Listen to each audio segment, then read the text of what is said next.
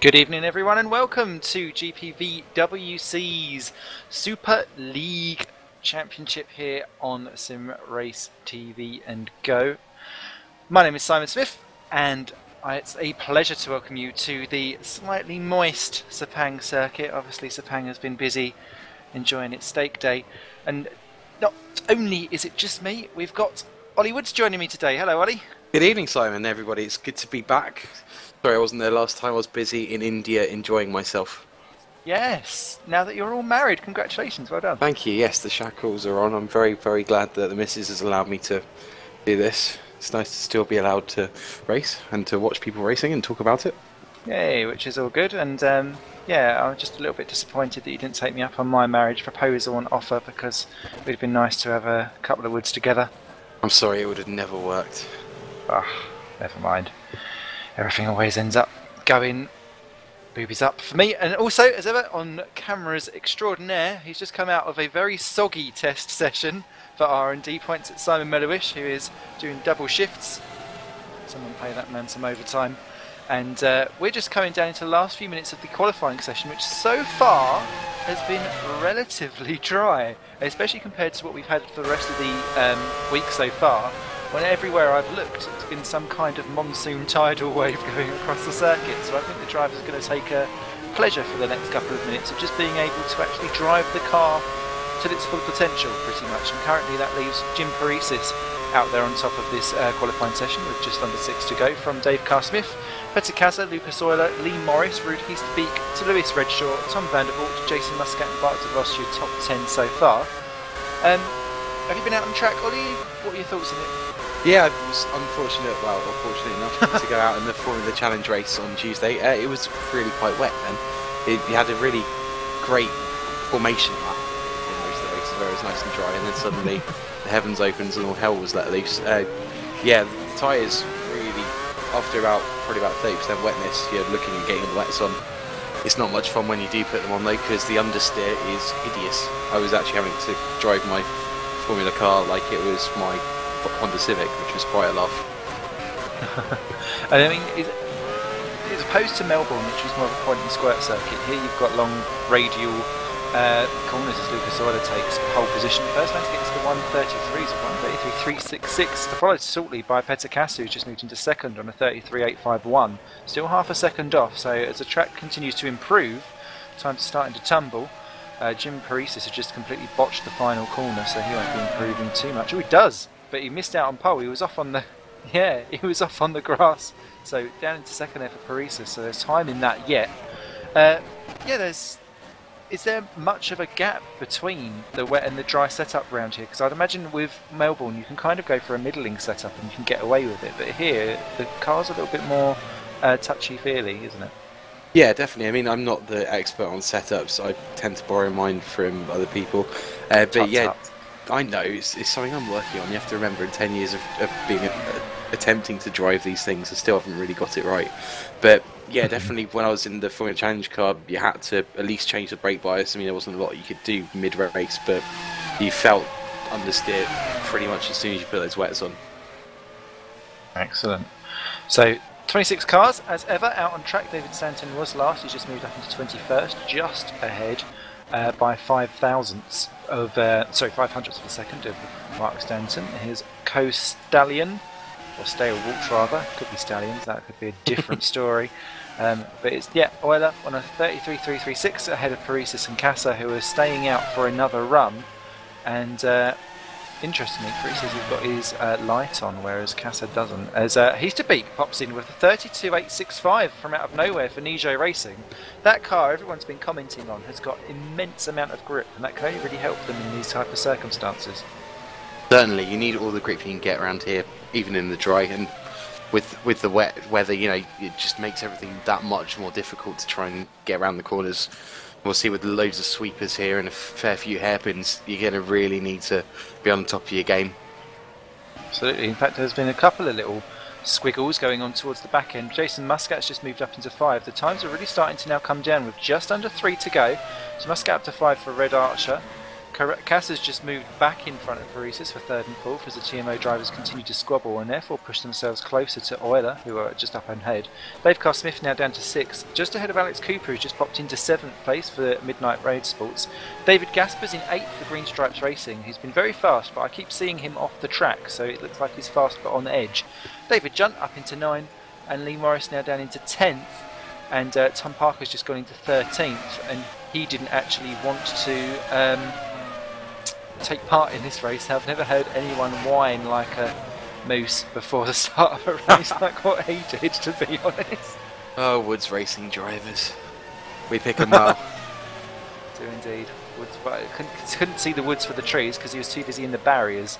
I should at least say a big thank you actually to Tom. He's had a really torrid week this week, and I'm so glad that he has actually found himself on track as he has a little excursion there. Never mind. You know, he really has struggled to find the motivation recently to do this, and to have him on the grid is a massive bonus for us, because otherwise, let's face it, we'd be looking very quickly to find someone else, and that's an expense too much for now. Well, I would put myself out on the market, but I think that would just literally put you in liquidation as Lee Morris moves up to 8th. And into the final 120, if you're not over the line now, then you won't be able to... Oh no, sorry, you will be able to get your lap in before it reaches 0. Sorry, I'm getting all ahead of myself. I don't know if you've noticed, Simon, yeah? Sorry to interrupt, the Midnights seem to be the only cars in the Prime compound at the moment. I guess my idea is that if they're banking on it being a nice dry race, so that they at least manage to get the Prime out of the way. That is very true. I've not seen anyone else yet that is doing that, as Lewis Redshaw has just popped out of the game. Kieran Ryan has rejoined, but he was having a bit of problems with connections as well. He's still in 26th position, last in the Phoenix F1s. Yeah, this new plugin has caused such massive ripples throughout the entire GPVWC network. Is there much of a prediction that seems to actually be true to form? Because it does seem to spike off on all manners of occasions, normally quite fancying being a bit of a soggy biscuit. Yeah, I think it's fair to say that you could give it the smallest margin of error for rain, and it will kind of take you up on that offer, really. I mean, we saw it at the World GT last week as Petakasa comes up. Oh no, I was going to say Petakasa's gone 4th, but actually he's been taken by Dacos Smith in 2nd and Rude in 3rd. Yeah, it's all going on here actually. I'm going to let you talk, Simon.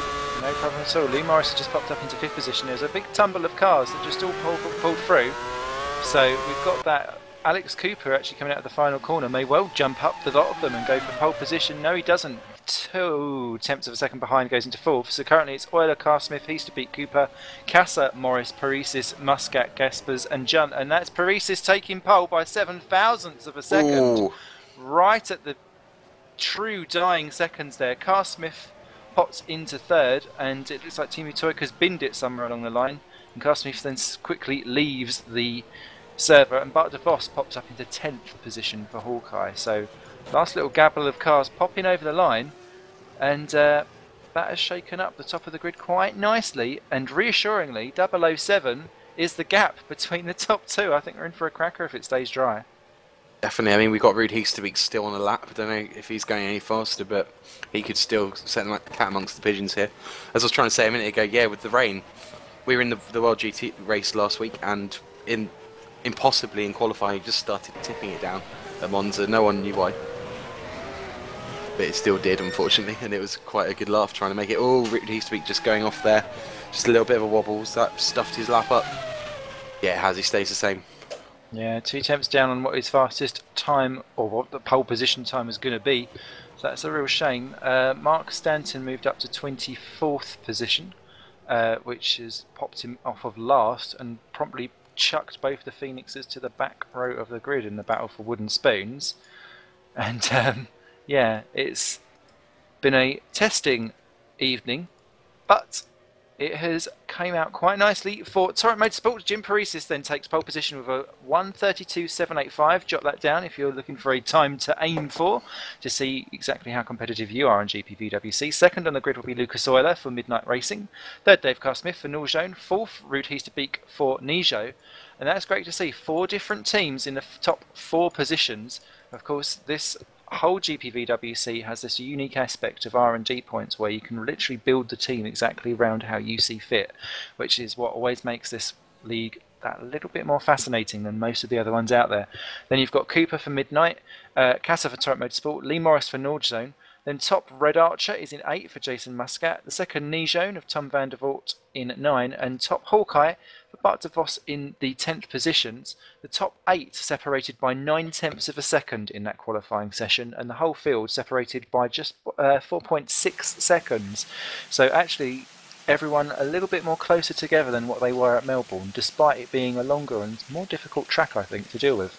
Well, I think the rain's probably helped with that a little bit. You know, we haven't seen a lot of it during this session, but kind of makes it a more even playing field as it works, as people work to try and make the best of the conditions. Certainly, this race you've seen a lot more upgrades coming through as well. Like Jim Paris's car is a lot better than the one we saw in Melbourne, and of course teams like Midnight, and I guess Norwegian as well, who had a load of upgrades ready for Melbourne for the start of the season, are now biding their time waiting for the next ones to come through. So explain to me, and the viewers as well, who aren't necessarily au fait with all of the GPVWC things, exactly how this upgrade system works. Do you gain points and then just put them towards something when you hit a certain amount of points, or do you just like wait for certain times and then go, I'll have that? How does it work? So what happens is you earn points through test sessions, be it either free practice or in season or out of season tests. And basically, if you make, I think it's 40 laps, then your drivers get the maximum points for you. Those points plus money goes towards making your car better. So you get, I think there's quite a few different upgrades you can go through. We've got downforce, dirty air, drag, chassis weight, and even the pit crew can be upgraded, which is quite useful for the millions of start crashes that we've seen recently. Yeah, you can have it at certain speeds, so you could either pay a lot more money to get your upgrades done quicker, or you can bide your time and see how things go, really. It's a really good idea at the moment to be getting as many upgrades as you can, because they can be turned on and off this year using the upgrade system in R-Factor. And they actually, this year, they actually appear on your car as well. So between pre-season and Melbourne, when I put the Woods upgrades on to have a look, and I suddenly found a barge board attached to my car that I never knew had existed. Hello! A little waving and how do you do? Pretty much, yeah.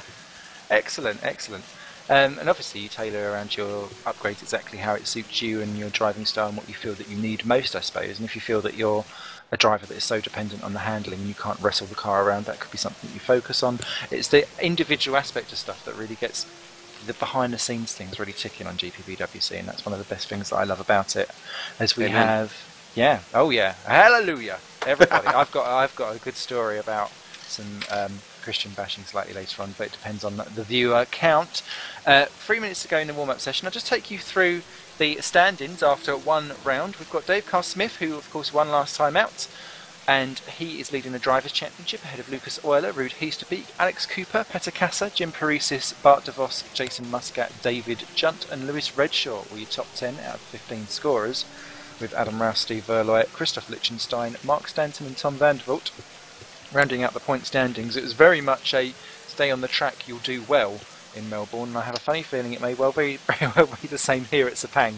And the constructors, we've got Midnight out in front with 33 points, 8 clear of Nord Zone, because obviously only the one Nord Zone made it home in that hyper perfect edition of lap 1 start finish straight drama.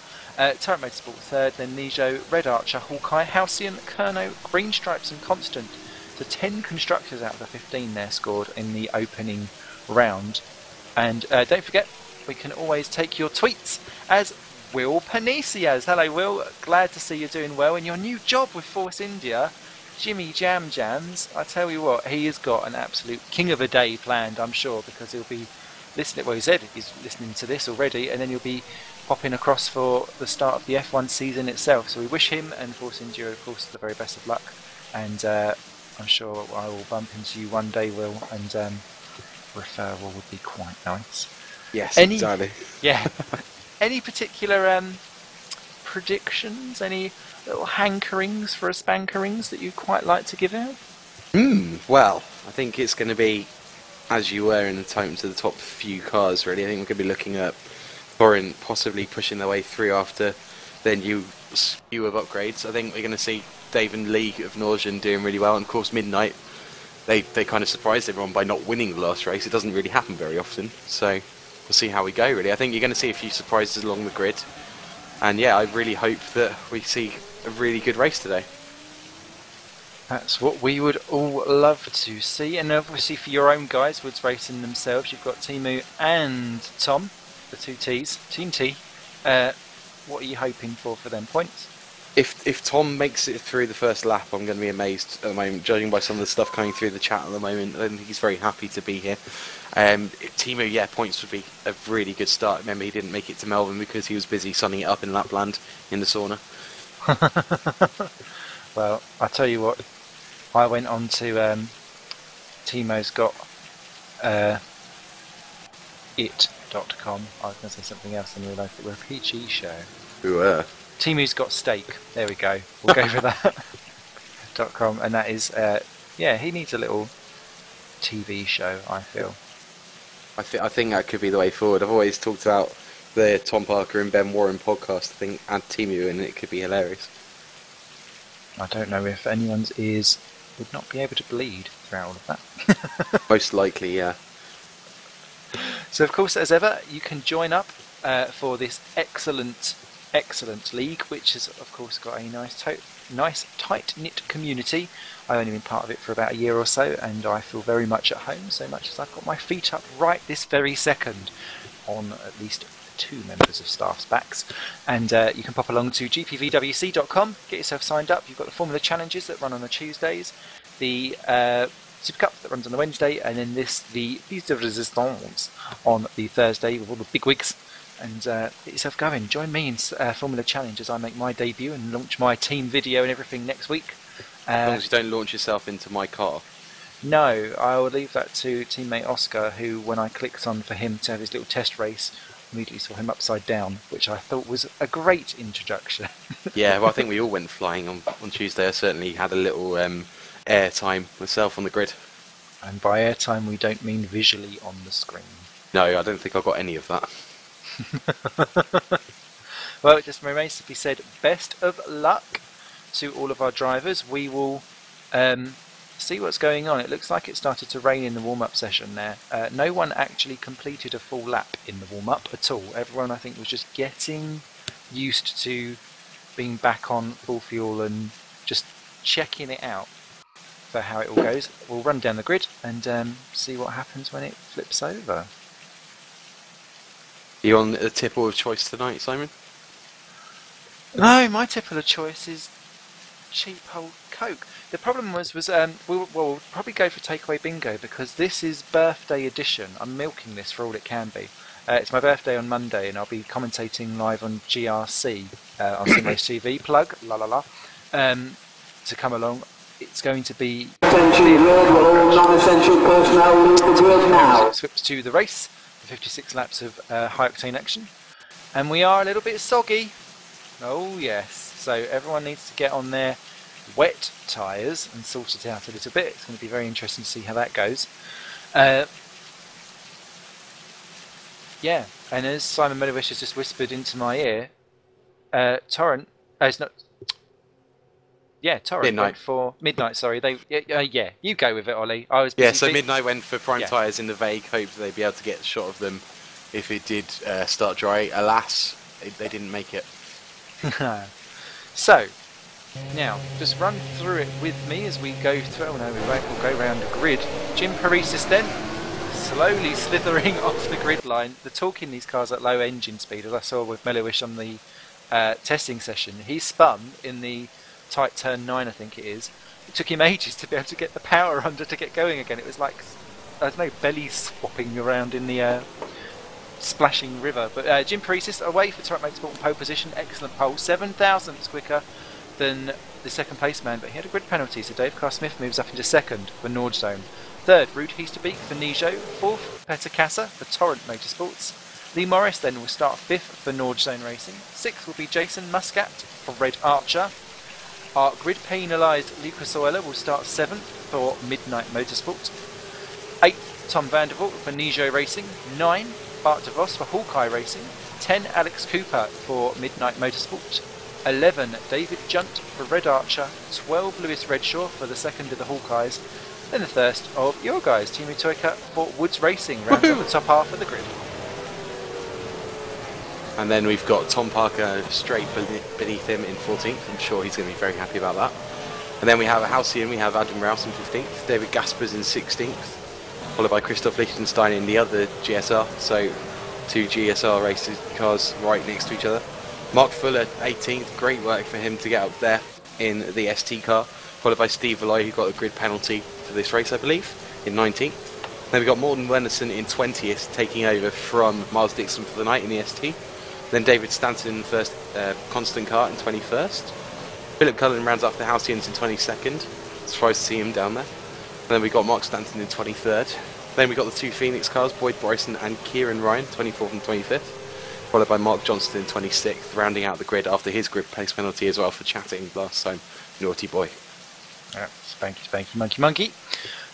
Gingerly making their way round. Everyone's been relatively clean on the warm-up, thankfully. Still doing the old spinning of trying to get heat into the tyres. I'm never a fan of that. I really don't think it works. I think it's a real psychologically thing, and it must be even worse in the wet, surely. It scares the living daylights out of me seeing cars doing that. I was on the warm-up lap in Formula Challenge. There was a car deciding to do it, and he actually did it halfway through the first corner, so that was nice suspension damage on my car before we even started. Wonderful. These are the things that are sent to try us. I tell you what, these next 56 laps will be sent to try these 26 drivers. If you get to the end of this, and it's going to be a real topsy-turvy one, I think. You get to the end of the first lap.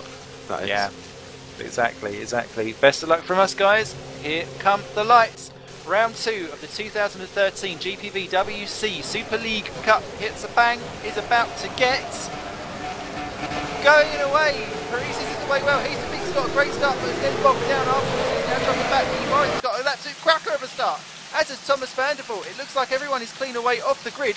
Coming now down to turn 1, and Parisi well clear. Look at Lee Morris trying to squeeze up through. He's going to take third from Heasterbeek, who runs out wide. Euler well out wide round the back. He's going to cut in for the next lot in between, 3 wide. Everyone just about managing to squeeze through, but Dave Carl Smith is the man that's out front because Parisi's buggered it into turn 2, and it is now Norge Zone leading. And it is again Dave Carl Smith, our championship leader, Parisi, then Morris, Heasterbeek, then Vandervoort is getting done by Muscat, and someone's off in the back. Timu Toika is facing the wrong way and is unfortunately caught up there, as was Cullen, I think, down at the back. Everyone else just about getting through, and Timu looks like he's got away again, but it's still Carl Smith, Parisis, Morris, Heasterbeek, Muscat, Vandervoort, Casa down into 7th position, then Euler, Gaspers up to 9 in green stripes. He looked like he'd not quite pulled it off in qualifying because he was doing so well in the practice sessions, and it looks as though Peter Cass is about to size up Tom Vandervoort, but down into the tight corner, but he's not able to do so. And it looks like Tom Parker's up to 11th, so he's made up places too. Everyone else safely round the first couple of corners for the time being, and Toika has got going again. Oh, Thomas Parker's off, as is Philip Cullen. He's spun coming out of turn 9, so there's problems with a couple of the drivers now as they're starting to get themselves going. And Parker rejoins in 19th position, and Morten Wernerson in 25th position has been off into the barrier, and that's in problems, and that's Vandervoort is out as well from the very front of the grid, and that's a real drama for him as they come down to complete lap 1. It is Carl Smith well clear of Parisis, Morris, Heasterbeek, Muscat, Casa, Euler, Gaspers, Cooper and Redshaw, your top 10. Nice overtake there by Tom Parker as he come through the last corner. Right, he's going to be absolutely frothing mad, and he's gone off a little bit there. Oh no. This is not looking good for the Woods boys. Well, the only way is up or into the bin, as is Morten Wernerson limping his way back from what was a already slightly problem for him at the very beginning. Mark Johnston also into the pits. I saw him clashing, I think it was with Cullen, down in turn 9, so that might have been the problem there. But everyone looking like they're starting to get their balance going in their cars. The top lot all kind of spread themselves out because they're keeping the rooster tails very much separating them out. Lewis Redshaw is all over the back of Alex Cooper for 9th and 10th positions. They're the closest two currently on track at the moment, and Redshaw taking a much tighter line around the quick chicane. Gaspers is catching Euler, actually, quite amazingly.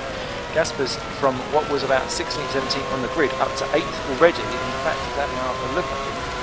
No, he's pulled out of it from Euler as the cars just slowly get going. Does it take a little while for the Tarry to get up into temperature? It does a little bit, yeah. Remember the wet tyres are optimised to be operating at a lower temperature and also to be getting warmer quicker but you can't really help it if there's not much temperature on the track. Oh, the constants in 18th and 19th nearly take each other off, and Tom Parker and Bryson have just collected each other down in 21st and 22nd, but they've got away with it. Oh. But that's all just helped Van der Vault, who's just been pushed off again, and the poor Nijo Racing guy is just not having anything going right at all as Lucas Euler versus David Gaspers for 7th and 8th positions continues on down into the final corner. Carl Smith still well clear, and he's pulled well out. 3.3 seconds the gap over Paresis. Morris closing him down though, just 7/10 behind in third. He's to be keeping a watching brief. Then it's Muscat and Casa. Then this Euler and Gaspers is having a go. Here comes Gaspers. Is he going to pull out and have a look? No, he doesn't feel like he can do, as Cooper and Redshaw are quite close behind in 9 and 10. And then there's a nice little gaggle going on between Fuller, Verloy and Liechtenstein. And Liechtenstein in 17th is having a go at Verloy, but he doesn't want to do it. And that's a shame, as David Stanton is overtaken by Tom Parker for 18th. So slowly getting themselves into their little groups by the looks of it. Definitely. I mean, we've got a really good race on here between Mark Fuller and Kieran Ryan, 15th and 14th. Actually, if you look at it, through the first couple of corners, Mark was very close to the back of Kieran. I'm not sure if he's going to have a go now. It doesn't look like he's had much luck there through turn 3, but this could really be a good race, despite the fact that Dave Smith's already managed to get a 3-second lead on Jim Paresis. Well, if this is for the first time actually this race that Paresis has actually eaten in, as has Morris, as has Heasterbeek, into Carl Smith's advantage to themselves relatively at least, as Euler gets it all wrong in 7th position coming out of turn 9, and that's now bunched up Gaspers, Cooper and Redshaw right onto the back of him. And suddenly we've now got a 4-car train with David Junt not really far off the back of that. It does appear to be a little bit of an easing off, I think, of the rain compared to how it was before, but Euler's certainly under pressure by the Green Stripes racing car. He's going to have him. Yeah, he's having a go. Side by side. No, he's not got him this time.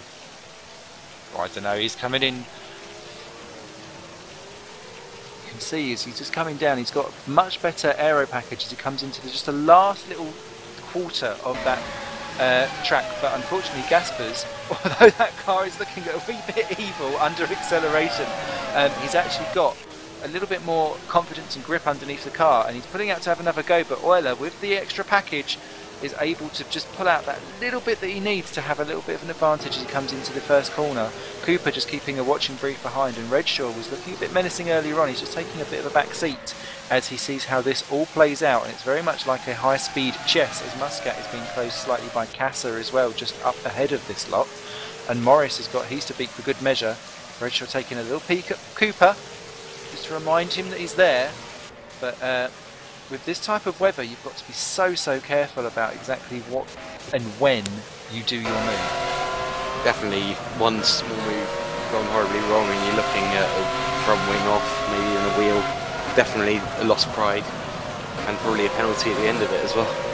Absolutely, as Timo Twerk has just moved past Boyd Bryson for 21st position, and now he's going past David Stanton for 20th as they come out of turn 4. He's going to swoop on around the outside. Stanton backing out of that one, seemingly saying I'm having that whether you like it or not, as he gets around the Constants, the Phoenixes and the Halcyons at the back end of the field, and he's busy now attacking people further up. Adam Rouse and Bart de Vos for 12 and 13 actually are quite close together as well. I can see that one going. Is that Fuller off in the background as we see? I'm not sure. Yeah, 19th position. ST Racing Mark Fuller on the grass. And he's going to rejoin right in front of Stanton. Oh, Rumalicious. Able to just about hold it. No, he's dropped behind David Stanton, but Bryson and Mark Stanton are going to have half a go, and it's David Stanton that's all being a little bit passive because he's just oh no, look at that behind. Boyd Bryson just swiped in the Phoenix. Round he goes. That was being contact with Mark Stanton, who is 2 off, and has actually waited for him, so well done there to Mark for being a gentleman about it. But what a shame there, because that was a little 4-way tussle that was getting a bit tasty. It was looking incredibly good there. I mean, it's very hard this year to see so much orange and blue on the track. Last year it was all about the dark blue. This year it seems to be about the orange and blue, but seeing these back-end battles is brilliant because it means that there's actually racing going all the way down the grid. There is indeed. Bart de Vos has just overtaken Adam Rouse for 12th, and Rouse is now sticking it up the inside into turn 4, but he's backed out of it at the very last moment. So Bart de Vos holds it for Hawkeye. As those lots settle down, it's now starting to close up on the front as well, because Carl Smith, although 4.6 away from Paresis, he's pulled 3.3 away from this little gaggle, and it's Lee Morris, Ruud Heesterbeek, and they're now joined by Jason Muscat and Petter Kassa, and Muscat's round! Patter's put too much pressure on the Red Archer driver. He's going to get going again, but through goes Euler. Look at Gaspers in that trademark little nose jiggle that's going on. Cooper goes through, Muscat's on the curb. That's never going to be a good move in the wet, and he's run out of road. Cooper just falls across and says thank you very much, I'll have 8th. Redshaw having a go for 9th from Muscat, but it looks like he's just about being able to recover, and if he can just keep it together down this next straight, he may have a chance of holding that, because Redshaw's now got to look in his mirrors, because all that has concertinaed David jumped in the other Red Archer into 11th. So suddenly that Hawkeye's in a sandwich, and someone's off in the back. That's Bart de Vos, and he's dropped behind Adam Rouse as those two switcheroo back their positions. So here comes Redshaw around the outside onto the final corner of Muscat. He can't do it though. Muscat just getting a wee bit of a twitch on. Redshaw having to back out ever so slightly on the acceleration out of the final turn. Going in for the toe. He's got enough of a slow to get down into turn 1. Pulling out. Muscat's earlier on the brakes as well. Redshaw's going through. Can he hold it together? Yes, he can. Up into 9th position. Very, very, very tight. But, Muscat getting a little bit angry and aggressive with the nose cone, having a quick sniff around the rear. Unfortunately, all he gets is a little bit of a hairy rear end, and this is going to have to go down into turn 4. He's so close and primed to do it. And look at that, the other Red Archer taking a peek out too. Muscat's diving through, Redshaw's giving him room, and he's scared off the road. Muscat pushes Redshaw onto the curb, and Junk goes through as well, and that was a good little team tag from the Red Archer duo up to 9th and 10th. Lewis Redshaw hawk-eyed out of it. It's looking good in the battle for 3rd as well here. We've got Lee Morris and Ruud Heesterbeek. Good to see Lee managing to make it past the first lap this time. That is indeed, Ollie, yes. But he's just running a little bit ragged into turn 3. Heesterbeek is using a lot more of the road. He seems to be a little bit more confident with his Nijo car. And that again comes back to what we were saying earlier on about the actual setup of how you do your car. And Morris again sliding into that double right-hander, which has always been a problematical corner in the drive sometimes. Just pick your line, because some people go quite tight, some people go very, very wide. And those that go very wide always risk just catching the outside curve and going wee into the barrier, and again doing a weird little line into the final corner. The car looking a bit unsettled. Heesterbeek's car looks just a little bit more grounded, wouldn't you say? Yeah, definitely. I mean, Lee Morris should know what he's doing around here. He's very experienced, and also he's had a go with this plug-in before in another league. I know he had a little bit of a rant on the Formula Challenge commentary about how it's not really slippery enough, but he seems to be plenty slippery for him at the moment. He's slippering up the inside of Lee Morris there. He does it very well to defend indeed. He's dropped 10.7 now behind Carl Smith, and Paresis is vaguely pulling away too. He's now 4 seconds ahead of Morris.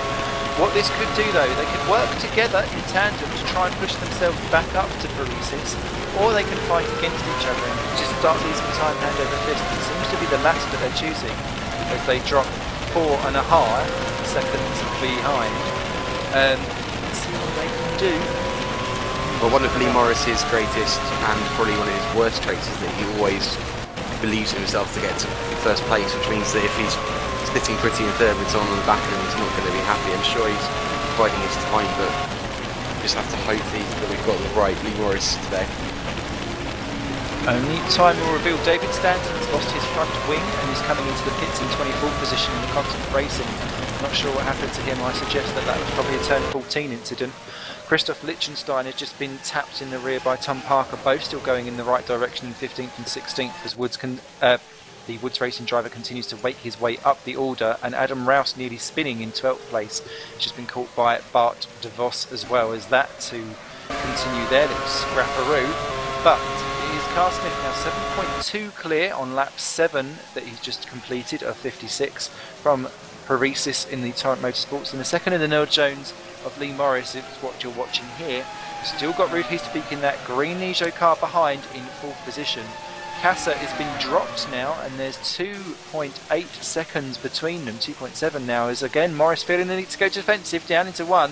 Heesterbeek's got it. He's nearly done a lunge down the outside last time round to have the inside for turn 2. It's a move that's risky but can be done. Not quite in the same position this time. Gaspers is on. It does look like he's on options. He can't be, but he's in 6th position. And that's Euler in 7, and that's Muscat in 8th, and Cooper 9, Junt in 10. As someone's in trouble by the looks of it, going quite slowly. I think that was David Stanton, I'm not sure, but no, something's playing up somewhere. And look at Cooper and Muscat, 8th and 9th positions. Cooper retakes Muscat for the position, and the 2 Red Archers are now battling with the 2 Midnight Motorsports, and that's not where I expected to see the Midnight, 7th and 8th. No, certainly not. We expect them to be 1st and 2nd pretty much all the time nowadays. Definitely. But as we say, it's wet, right? Wet. I'm sure they've trained really hard for this. I'm sure they've had people like James, their test driver, picking out the best strategies and the best setups. So I'm sure they're probably playing the long game on this one. Yeah, you never know quite how long it's going to be wet for with this plug-in. One of the great perks of it is Redshaw having a look at Junt for 10 and 11, but he thought better of it and backed out. It's just like a high-speed game of chess. Let's see exactly where the pieces play out later on. This is still very early on, lap 8 of 56. Plenty to play for, and still all 26 drivers running, which I don't think is something we would have thought would have happened when we saw the weather change before the race got going. Certainly, yeah. I mean, to have 26 cars on the track at all is amazing. We've got one a lap down already. In fact, 2 a lap down. It looks like Morten Verneson's just been lapped by Dave Carl-Smith. But David Stanton, just to go back to that, he lost his front wing. I think it was the start of the 2nd sector. Just lost it coming through the quick turns, and sadly his front wing said goodbye. Unfortunately, Muscat's just said hello to 8th position, but Cooper's going to make him wave that goodbye as he's going to go around a switcheroo round the outside if he can help it. He's cutting right across, giving Muscat very little room to work with at all, so we can get the inside for turn 2. That is a masterful move around the outside, if a wee bit rude, but all is fair in love and war, and so long as the wheels are fighting and pointing in the right direction, generally you can't do much. But Muscat's not done. He wants that 8th place back, and it's Red Archer versus Midnight down into turn 4, and he's going for it once again. He's done this before with the green the Hawkeye, but not to such an extreme measure. Cooper able to keep off of the curb and not get beached, but Muscat has it. That is some muscle action going on right there. Absolutely brilliant driving. Yeah, I think very gentlemanly, which is a good sign. I mean, we've seen earlier in the week there's been a lot of messed up overtakes in the lower divisions, but I'm sure Cooper's just biding his time. He thinks probably so I'll let us get through and get the toe off him, ready for another go, probably on the start straight with that brilliant drag they've got. Got to be careful there, because Junt and Redshaw, Redshaw there into the back of Junt. Such was his superior acceleration out of turn 9. And yeah, David has done quite well. He's been quietly onto the back there, and Redshaw has been constantly around 10 and 11 in all the sessions. And Junt's gone off, he's lost it, and Redshaw goes through and retakes that 10th position. Junt there having the benefit of having all of that tarmac runoff area, able to then rejoin back in 11th position. And they're still a good 5, 6, 7 seconds ahead of Rouse and DeVos. But they're not really dropping that far back now, because they've settled into their own little pattern. And the more these lot keep battling, the more that will play into the hands of Rouse and DeVos, as Thomas DeVault and Tom Parker are actually going faster behind as well, now that they're clear of Christoph Lichtenstein, who's now dropped down to 16th in the Green Stripes racing car.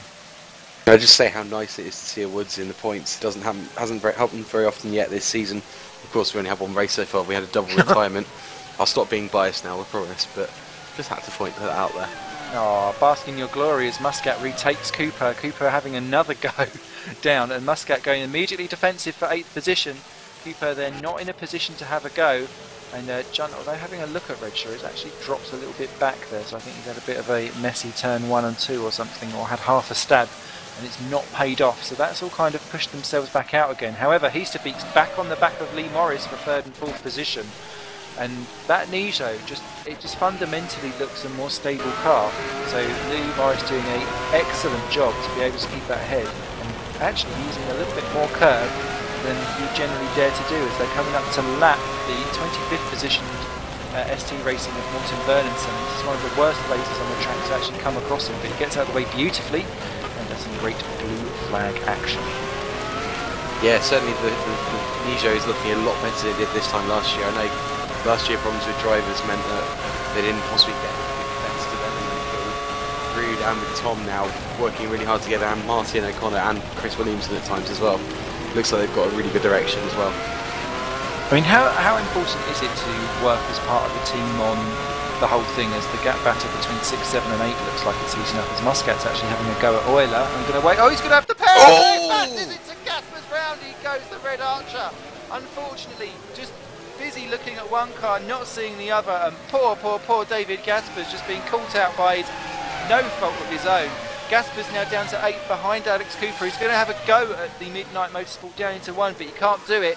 He's just not quite got the run on him, and Cooper goes up into 7, and that's been a good game plan there for Midnight, because that's allowed Euler to pull clear from Gasper's. Cooper's through as well. They can suddenly turn up the heat maybe and start to pull clear as the Green Stripes racing down into 8 for an unfortunate error there for Jason Muscat. Yeah, it was a schoolboy error really. I'm just looking back at it now. Really not the kind of error you want to be making, but to be fair, there was a hell of a lot going on just there, and that corner is an absolute nightmare. Oh, it looks like we've got our first retirement as well. Tom Parker's gone. He has indeed. He was running in 16th. Oh, he smacked it into the... That's a bizarre one. Coming out of the turn 14, he's just kind of hit the outside barrier, as if you have to do quite well to get and reach that. So that's quite impressive that he managed to choose that one as the barrier of choice. It looked like he kind of got a horrible line coming out of the last corner and then just gave up, really. It's kind of very depressing to see that on my part, but I'm sure he'll be back. I really hope he will anyway. Yeah, I mean, what can you do to boost a driver's motivation when he doesn't feel that it's not there? Because it's very difficult to do so, as Rouse and DeVos battle over 12 and 13. Well, my favourite way was always to take them on the McGann server and just watch them absolutely boss everybody else, to be honest with you. It is very difficult, especially with the drivers that we've got. You know, given the grid at the moment, it's very hard to kind of say, well, you look at how well you can do, because we know Tom's quit. He came 6th within a good few races last year, and he finished in the top 10 of the whole championship last year, and he was the most improved Super League driver. So, you know, it's just we've got to work out what's going on, see if it's something on the track or if it's something off the track, and go from there, really. I really hope that we get these things sorted out, and I really feel for Tom, and he knows that there's many hugs available for him. Actually, I saw him the other week because I took him my new the G25 wheel that I only got a week ago. Before that, I've got a new G27 myself now because I have more money than sense. But we thought that was going to be the turning point, because obviously a G25 is a really good wheel, and it's probably the best one that he's got for him. Excellent. Okay, great battle going on for 12th and 13th, but also with Kieran Ryan and Mark Stanton over 19 and 20, and Mark Stanton takes a stab through in turn 14 and takes it from Ryan. They were side by side for a couple of corners, and through he goes. Philip Cullen and the Halcyon just keeping a watching brief behind.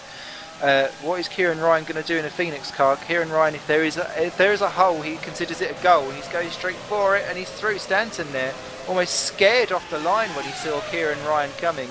Reputation obviously proceeding, but look at that round the outside. He's obviously got an interior line and yoinks the position back. Kieran back into the slipstream in the Phoenix F1 car. He's going to try and have another go back through, and he's got the inside. Is that under control? Just about. Cuts in across the Stanton for a good old switcheroo. Being a bit angry, Elf, with his line for... Oh dear, a little bit of contact there. And look at Phil Cullen trying to have a go for the Halcyon racing team. He's obviously, I don't know, sending out as many curse words as possible so that he can have a go. Here comes Stanton again against Kieran Ryan for what is 18th, 19th and 20th positions now that Parker is out. Ryan keeps the position, but he is really, really struggling to keep Mark Stanton behind, and that has now allowed Cullen to start to get some benefit in this as the trio make their way around the extremely fast chicane, which is now almost like a death trap that's going on, as Liechtenstein is overtaken by Timu Toika for 15th and 16th. Yeah, this is a really, really epic battle. We know that Kieran Ryan has been known to have spatial awareness problems in the past. He's done a good job so far this season, but he's got that reputation above him, and Mark Stanton is doing everything he possibly can to get around him. I think there's been a few rude shuttings of doors there from Kieran. There's another one just now. but there's nothing been illegal really, and I'm sure Philip Cullen is kind of preying on this and getting ready to just attack when he needs to. Absolutely. I mean, Kieran actually is sticking completely to the racing line, and it stands and it's going up the inside, and that's going to be very tight, and he cuts across there, almost like he's just taking the line as if Stanton isn't there, and it's a very difficult line to take as to whether or not that is actually just being rude or not. But Cullen goes through and takes 20th position from Mark Stanton, who then drops behind, and I think he's just going to say, you know what, Phil, you have a go. If I'm honest, that Kieran really should have probably given that position to, well, at least held off for Mark, because that was a little bit over the top, just coming a bit too close to him. I'm sure he'll say it was his corner because he was ahead, but he's got to be careful with that, and especially when you've got one of the most respected people behind you in Phil Cullen, who knows what he's talking about when it comes to whether someone's in the right or wrong. Oh, another collision right there. That's not good at all, and Phil Cullen showing exactly what it is, and Mark Stanton there now giving a bit of just desserts, and just a little bit, I'm sure it's a little bit of uncontrolled car, but just went yoink, I'll have that, thank you very much. A bit of battering wheels, through he goes. Ryan having a little bit of a go back, but unfortunately he's a little bit too far back because he was a bit soggy under the old acceleration, so that has all gone through, and is ahead of Lee Morris for third position, and that happened on the previous lap, I think down in turn 14 or so, because he was already there when they crossed the line.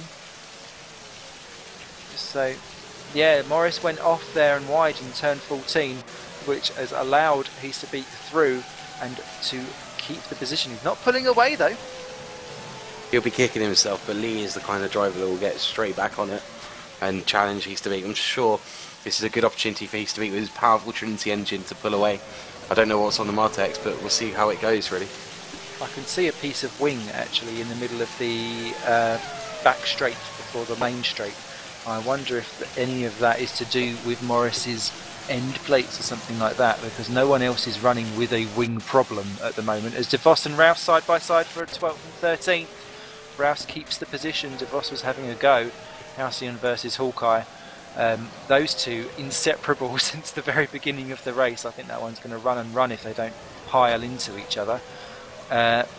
David Junt actually in 11th position must have some real damage after that clout that he gave David Gaspers, because he's dropped now 6 seconds off of I know it was Muscat, sorry, that done it, but Junt has dropped off the back of that whole gaggle of cars. So Euler, Cooper, Gaspers, Bradshaw and Muscat have all kind of made their own little mini battle, as Rouse and De Vos again the 12th and 13th position, and De Vos just can't get the job done. Yeah, it's a really, really epic battle here. It's really been going on for a while, hasn't it? I think Rouse is well known for being very quick. Bart also. Oh, Bart's just lost it though. Lost it a little bit. A little bit lots. He's got back going again, but that's Tom Vandervoort, and he's gone through up into 13th position and says thank you very much. A very, very good comeback from when he's down at 22nd after the first lap. Yeah, poor Tom, absolutely dramaed, and now he's going very deep into the final corner. Maybe he'll be able to get enough of a pull back out again. As Gaspers is into the pits from for Green Stripes Racing. That's the first real pit stop that we've had, and that is not for damage, because he's come in, or unless he's got some damage that we can't see, because all the wings were on the car when he came in, and he's rejoining in 14th position because Toyota's just rejoining the state. So yeah, a strange strategy for a wet setup. Looks like a three-stopper. Yeah, because if it is a three-stopper, bit of a weird one for wets. With wets I generally stick the tank as full as I can get away with, and just see how it plays out, as Cullen and Stanton for 19 and 20 are side by side again. I'd almost say that a full tank gives you a bit more stability in the wet, to be honest with you. Yeah, I find that. I mean, I know the principles of what I should be doing to be fast. I try them. I'm just not fast. Yeah, join the club. Because Cullen and Stanton continue their little squabbleroo. And I always found in the wet weather, fill the tank up with fuel, because actually when you're less fuel, the G-forces come at you much more quicker, so actually the car's less stable for me. Really, maybe that's just because I'm fat-fingered on a controller. Well, I'm fat-fingered on the wheel, so I know Rouse's you feel. Well, Stanton's gone a bit wide there. That's to let Paresis through, I guess. How long's Kieran going to leave it? It looks like he's getting a bit too close for comfort for those first few bends. There we go. Paresis safely free. Yes, indeed. David Stanton now has gone 2 laps down in the constant racing, so that's not gone to plan for him. Mark Stanton has now got round Philip Cullen for 19th and 20th position, so they've now swapped positions. And someone else is off, that's Rouse again for Halcyon, and that's the second off in the same lap. I wonder if he's done in his tyres, although he's just done his fastest lap of the race of 1:49.605 2 laps ago. But he does seem to have quite a large proportion between his fastest and his normal laps, so, or a large time difference, sorry. So we'll see how he gets on. He's not plunged into the pits. How long did the wet tyres last around here? Do you know, Ollie? Well, in my case, not very long, to be honest. I haven't tried them in the Super League, but certainly in Formula Challenge, they're beginning to go off after a few laps, and by the end of the race, you would look at they're in the red big time. Probably about, I know certain races at Formula Challenge, I think it was Ryan Gilmore, ended up with about 1%.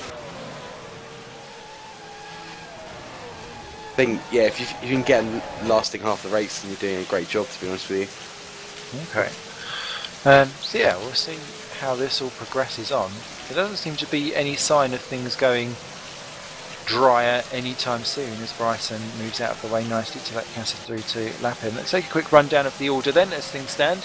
On lap 17 of 56, Dave Carr-Smith leads for Nord Zone Racing by 10.3 seconds from Jim Parisis in Torrent Motorsports, who's coming up to lap that Mark Stanton, Philip Cullen epic duel. So it'll be interesting to see how he affects that one. Ruud Heesterbeek is third, 18 seconds off of the leader. Lee Morris is a further 2.6 behind him for Nord Zone 4. As Cullen gets out of the way and sacrifices his current battle. Petter Kasser is in 5 for Torrent Motorsports. 22, another 2 seconds back from Morris, and actually closing him down, so that's going to be something to watch. Then the two midnights of Euler and Cooper are 6 and 7, 2 seconds apart, as Adam Rouse overtakes David Gaspers for 13th and 14th. Jason Muscat in 9th position comes into the pits, having harried Lewis Redshaw for 8th. So that's another one pitting. David Junt is in 10th, then Thomas van der Voort is at 11 for Nijo, Bart de Vos 12 for Hawkeye, Adam Rouse 13th for Halcyon, David Gaspers 14th for Green Stripes. 15 Timu Toika for Woods, point for you. Yippee! Christoph Lichtenstein 16 in the last unlapped runner currently at the moment. So it looks as though Muscat's had a bit of a problem coming out of the pits as Rouse in this time. So he's come out, oh yeah, it's like he's put the foot down on the throttle and he's actually come out onto the main circuit. So he's crossed the white line, so we think he'll get a penalty. Yeah, that's going to be a 20-second penalty, I think, that, or a grid penalty, depending on if he finishes this one. I was going to say, it looked like Jason didn't get any suspension damage off that collision earlier in the race with Gaspers, because only that pit stop looked kind of regular to me. Awesome stuff. Good spot in there is Rouse rejoins in 15th then, so your team moved Toika up into 14th. Voiloy for Kerno, we've seen nothing of him, he's a lap down now in 16. Then Lichtenstein, who's just rejoining the track, is in 17. Cullen's in 18, and that's going to be a mishmash down into turn 1 because they're going to meet together. Oh, Lichtenstein just let him through there, really. Yeah. Better discretion, the better part of valour by the looks of it. So Cullen up to 17, Lichtenstein down to 18. Stanton's in the pits in 19, as is Kieran Ryan in 20th. Boyd Bryson in 21st is in as well, so the Phoenix is pitting together. Could that be a problem? Yes, it is. No, they're not actually. There is going to be a problem. There we go. At least 2 seconds wasted for Boyd Bryson there. Surely, if you're already the back team, as David Stanton is off the track again in the final turn in 25th position, he's not having a good day in the constant. Surely, if you're already at the end of the team, another 2 seconds may not make a difference, but that's the kind of thing that distinguishes a top team from a team that is not quite on par. But then again, as I get a wonderful curry delivered to me, Yum. 2 seconds, it could be, if people in front of you retire, it could be the difference between 15th and 16th. Let's face it, Phoenix will probably want some points and some money right now. Absolutely. Was that delivered by Mrs. Woods? It may well have been, yes. I should get her on. We could have like a exclusive behind the scenes interview of what it's like to be a Wood. He'll just tell you that motor racing is stupid. What? As she puts it. I know, right? So, are we going for shortest marriage? I think it's going to be a wonderful marriage of compromise. She'll let me do the motorsport, and I'll let her have babies. Well, Whatever floats your boat. Not just yet, I should point out, for those people wondering why the hell I'm talking about babies at the age of 23. But you can pass down the genes of motorsport loving. And then you have to do the, I'm just taking him to the track. Oh look, me and my baby with their first toy car that you just throw them in and then you can take them everywhere. Great. That was the plan, definitely, to try and have the next Jensen button. Might cost me a lot though, so I might have to find some sort of brilliant job. That or get injured and sue someone, I don't know. Excellent. I tell you what, bit of fairy liquid on the floor in an Asda, you're laughing, you'll be fine. It wasn't me! And a pile of tins, of course. Absolutely. David Gasper's 13th position, playing Kitty Littus Redalicious, and he's going to get going again and let Timu Toika through, so Toika up to 13th position now. Gasper's rejoins in 14th. It's all falling apart for David. He's had such a fantastic start, and since that smack from Jason Muscat, he's just looked a little bit awkward. Something's changed position. That is... who was that? Jump pitting by the looks of it. It was indeed. Tom Pitting rejoining in 9th position behind... yeah, someone was pitting. David Junt, that's it. Yeah, so he's just rejoined behind teammate Jason Muscat, and has actually probably gained time overall if he can get his tyres up to temperature, because there was about 7 or 8 seconds between them, and now I can see them actually in the same screenshot, albeit with a Morton behind, as Timu Toika pops into the pits. And obviously pit stop for Timu, pit stop in the gob there for Mr. Woods. Indeed, yeah. It's really tasty, I should tell you. What curry is it? I think it's korma, because let's face it, I'm not much better at anything other than korma. Are you a bit of a wuss? I might well be, yeah. Oh, well, David put it this way, I had Stanton's some there. peri-peri ribs. Oh, we lost to Stanton, have we? We have indeed. He finally binned it for good, I think, and said, I've had enough. He was about to go 3 down as Petter Kassa pops into the pits on lap 19 of 56 for Torrent Motorsport. That's the first of the top ones in, as is Jim Paresis. They both pitted on the same lap, but as Paresis exits, Kassa enters for sloppy seconds in the strategy garage, and nicely timed there. Exactly a pit stop pretty much between the pair of them, so they shouldn't be held up as Paresis loses it almost into turn 1. That was looking very, very wobbly indeed. Tell you what, put that on the jelly mould, you'll be laughing at a party. I wonder if there's a problem with getting the tyres up to scratch straight out of the pits, because we saw that with Muscat, didn't we, where he just suddenly launched himself across the side. Yeah, I mean, Kassa's done it, but then it's so rare that you see Petter do any kind of mistake at all. He is, if you want consistency and you want finishability, it is him that will give it to you. As Lewis Redshaw now in for Hawkeye and Tom Vandervoort in for Nijo, actually, as Redshaw just exiting. Let's see what he does down into 1. Oh, that's a good little scrappery going on with Bryson just in front of them. And Mark Johnston, that's over 22nd and 23rd. They're the closest 2 on track. Phoenix versus Kerno, but no, he's come out okay, and so has Tom Vandervoort, so it's all going okay. Here's 22nd and 23rd positions. It's Mark Johnson versus Boyd Bryson. Mark having a torrid grid penalty, which drops him to the very back of the grid, and he's not really been able to recover because he had to come in for a front wing, didn't he? Very early on. Now he's starting to pick off people. He got round the ST of Vernon because he too had to pick for a front wing, and now they're so busy in a battle with each other. Johnson needs to start letting Redshaw through quite quickly, and that is an awkward place to do it, into the double right. Oh. Did a good job of it, though. Yeah, he did do a good job. Such a difficult place. It's one of those ones where I would actually just go, oh dear, and wait until after the corner, I think, before I have a go. Yeah, definitely. It depends on the driver and how good at communicating they are, really, to be honest with you. It's interesting to seeing where Kernow are at the moment, actually, because I predicted when they had such a great season last year that we'd probably see him a bit further up this year, especially as Wixie had decided to bench himself for no apparent reason. But yeah, it's surprising really to see him this far down. I guess grid penalties for both, plus getting smashed in the first lap doesn't really help. But I'm wondering how much R&D was done at the end of last year that's kind of accounted for what's going on now. Possibly, as Johnston has got through on Bryson, because Bryson made a bit of a hash of letting Redshaw through. Now Bryson's going to have a go back through on the Phoenix F1 car. At least you can see that car coming, because it is like someone has exploded a retina onto your car livery screen. Oh, Johnson getting a very huge tank stacker out in the final corner. Bryson says thank you very much, yoinks the position back. Maybe over second would place wooden spoon, maybe upgrade it to a little one. And just up in front, the other Phoenix of Kieran Ryan is back with Mark Stanton again, side by side. Oh, they tapped each other. Oh dear.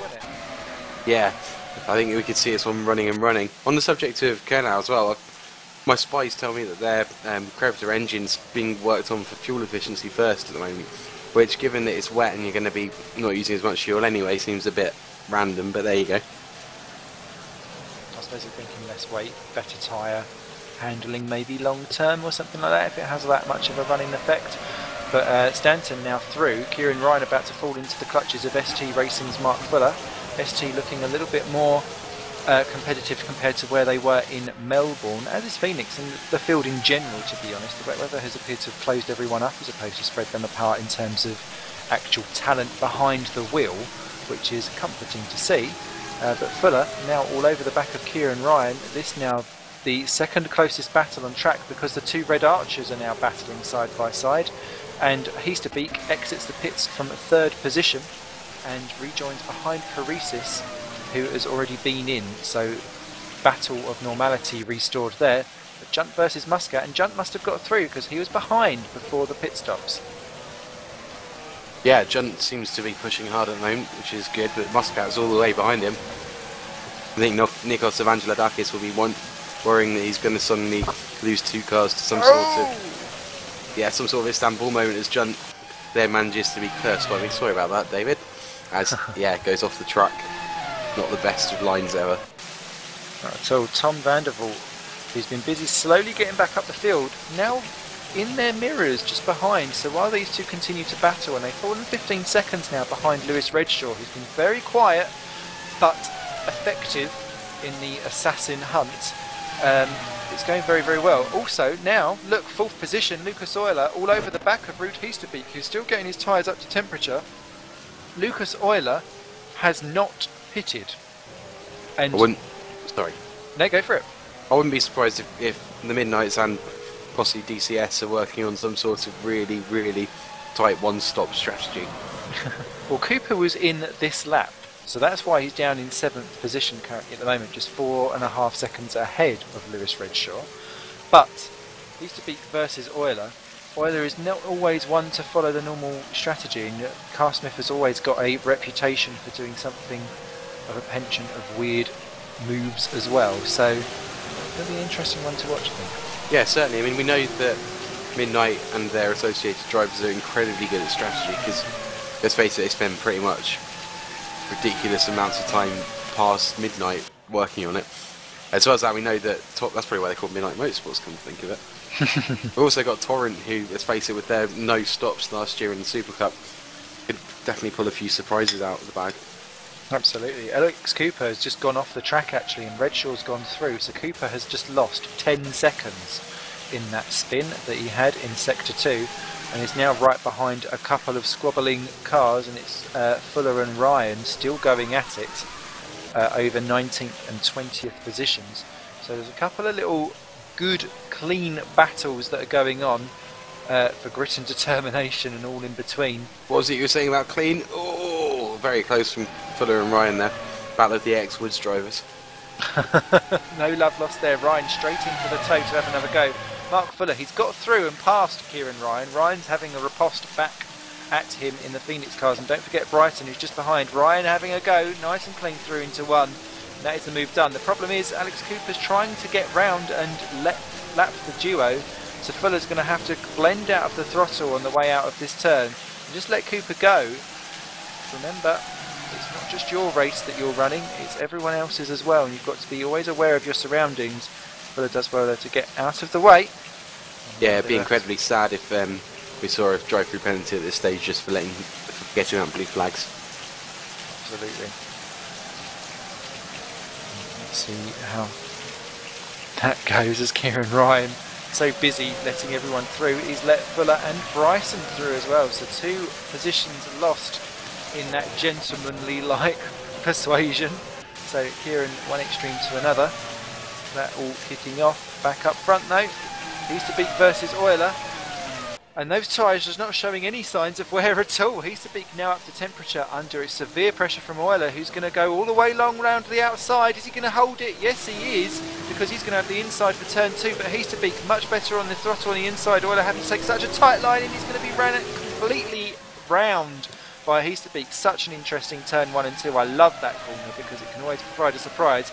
Euler almost being caught out by the fact that he caught Heasterbeek on the slipstream, and he's going to try and go around the outside into 4. He does so, and that's a fantastic move there by Lucas Euler to take 3rd position from the Nijo of Heasterbeek.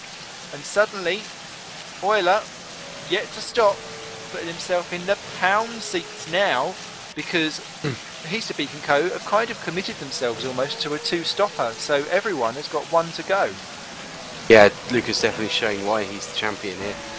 Great to see that first and second turn. Sorry, I got a bit of rice in my throat there. First and second turn is really, really tough for the drivers, but really good for opportunities to overtake. It's just a shame that Shanghai decided to basically borrow it.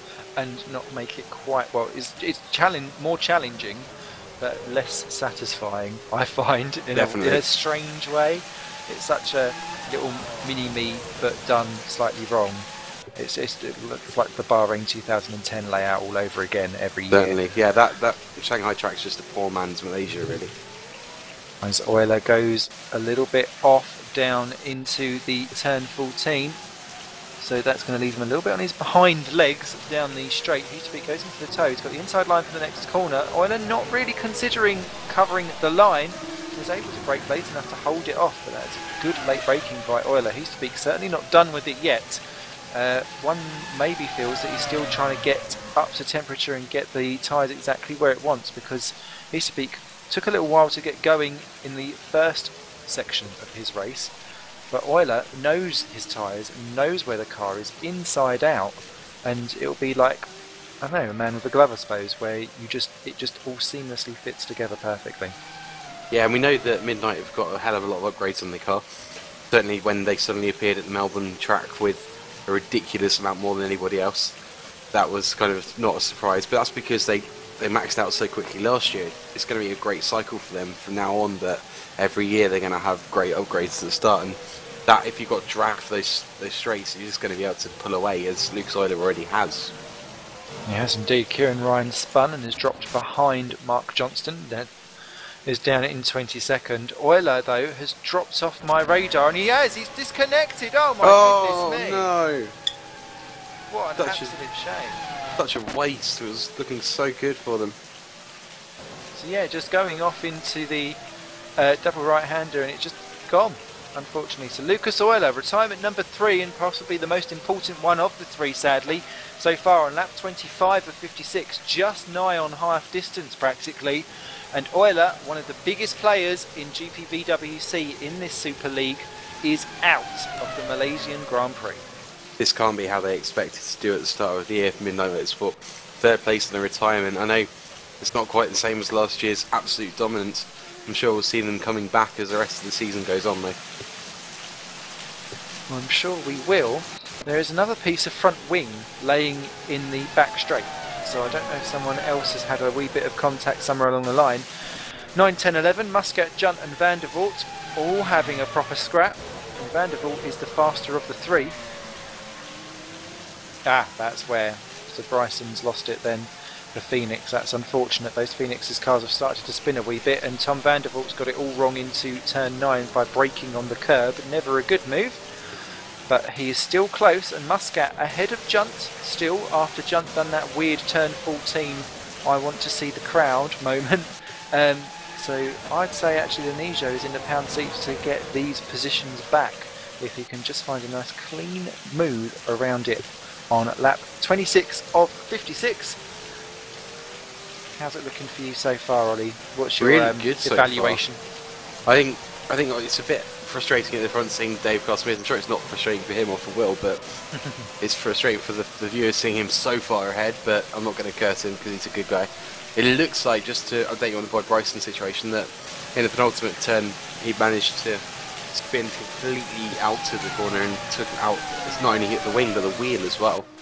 But I think that in terms of the race, we've still got a long way to go. Still 30 laps to go, and yeah, there's really some really good racing going on. We've got still the battle for third if Mr. Morris can catch up with Rudy Easterbeek. We've got Lewis Redshaw looking dangerous if he manages to get near Petacasa or anybody like that. Alex Cooper could still give a few little nudges from here and there to get up the grid. And we've got the great battle currently between Tom van der Voort and David Junt with Jason Muscat in their sights as well. Absolutely, and it's just as we approach half distance, it's time to run down the order. Dave Carr-Smith leading by 21 seconds in the Norge, ahead of Jim Parisas and Twilight Motorsports. He's got 5 seconds over Rudy Easterbeek in third, and 12 back to Luke Morris in fourth. Then Petacasa is in 5 seconds in times ahead of Lewis Redshaw, doing a fantastic job for Hawkeye in 6th. Then 7th for Alex Cooper, who is 5 seconds behind him, closing him down. Then this squabble on your screen between Jason Muscat and David Junt, Leo Archer's 89, Tom Van Der Voort 10, Indonesia. 11th, David Gaspers, still just 9 seconds off this, so he's getting himself back together as he's starting to feel, just getting a touching feeling of the car going again for green stripes. Then Barton Boss is 12, 3 seconds now clear of Adam Rouse in 13th by the looks of it. And then Timu Toika is 14th, 1 lap down. Christoph Lichtenstein 15 in the second of the green stripes. Then Steve Verloy is in 16th. Philip Cullen is 17. Mark Fuller is 18 for ST, ahead of Mark Johnston for Kermo in 19. Kieran Ryan is in 20th for Phoenix. And Morton Vernonson, Mark Stanton and Boyd Bryson are all 2 laps down in 21st, 22nd and 23rd positions, as Tom van der Voort continues to harry the back of David Junt. Remember, you can send your tweets across.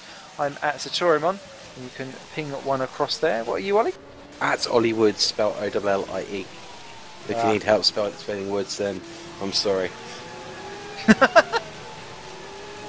We're also available at GPVWC Live, so if you have a look there, you'll see us as well. Absolutely, we do love your tweetomatics. As here comes Tom, he's looking nice and good at Junt again. He's taking a little peekaboo out, but he's not quite finding the confidence to have a stab down the inside just yet. Sometimes it takes a lap or two just to work out exactly where someone's weak points is, doesn't it? It does indeed. I mean, you just spend, especially in this kind of conditions, you spend a lap hoping that you're not going to accidentally wreck into somebody. And with the front wings that we have on these cars, they're not exactly the most robust, so knocking into somebody's not really an option. But it's a good idea to decide to work out kind of what lap times they're doing. I know certainly a lot of teams are going to have their managers in their ears telling them what the cars are doing in front of them, what the kind of wetness is, all that kind of stuff. It's crazy how kind of connected everybody is nowadays. Absolutely. Okay. So, you are Dave Carr-Smith. You are 23 seconds ahead of everyone else. Do you start to ease off? Do you keep yourself at the same pace as what you are now because you're in the zone? Do you start thinking long term about where you are in the race itself? I think the first thing you think is don't stuff it up. I mean, Dave's current laps are about 7 seconds off his original fastest lap pace of 1:45.9. He's been doing 1:52.3s. So he's definitely easing off a little bit. He's got enough of a gap really. He doesn't need to actively go for making it any bigger, does he? He's got almost a pit stop in hand if he needs it. Certainly expecting Jim Parisas to have another pit stop sometime in this race. It's kind of what Vettel did in all of the races last year. Just go for it when you need to, or if you decide to fight for your pride. As Philip Cullen's gone off, bench and damage, I think. He is. He's binned it out of the final turn. Just got the power down a bit too early and spun off into the inside barrier. Lost his front wing. I didn't see a wheel come off, but I think he just went ah. Everyone just imagine a Philip voice. Just go ah. I believe there'd be a word that rhymes with Beck in there somewhere. Or maybe even Tuck, I don't know. Keck? It begins with an F, that's what I'm going to say. Yeah, I think in terms of Carr-Smith versus Parisas, even now with Parisas having slightly fresher boots than what Carr-Smith's probably got, he's still 5/10 off in this weather. So yeah, I don't think Dave Carr-Smith's got much to worry about at the moment. Touch wood, don't curse him. Well, if I would do, I'd stick my hand through the team speak and stroke you gently so that I have touched some. Cooper has had a bit of a problem.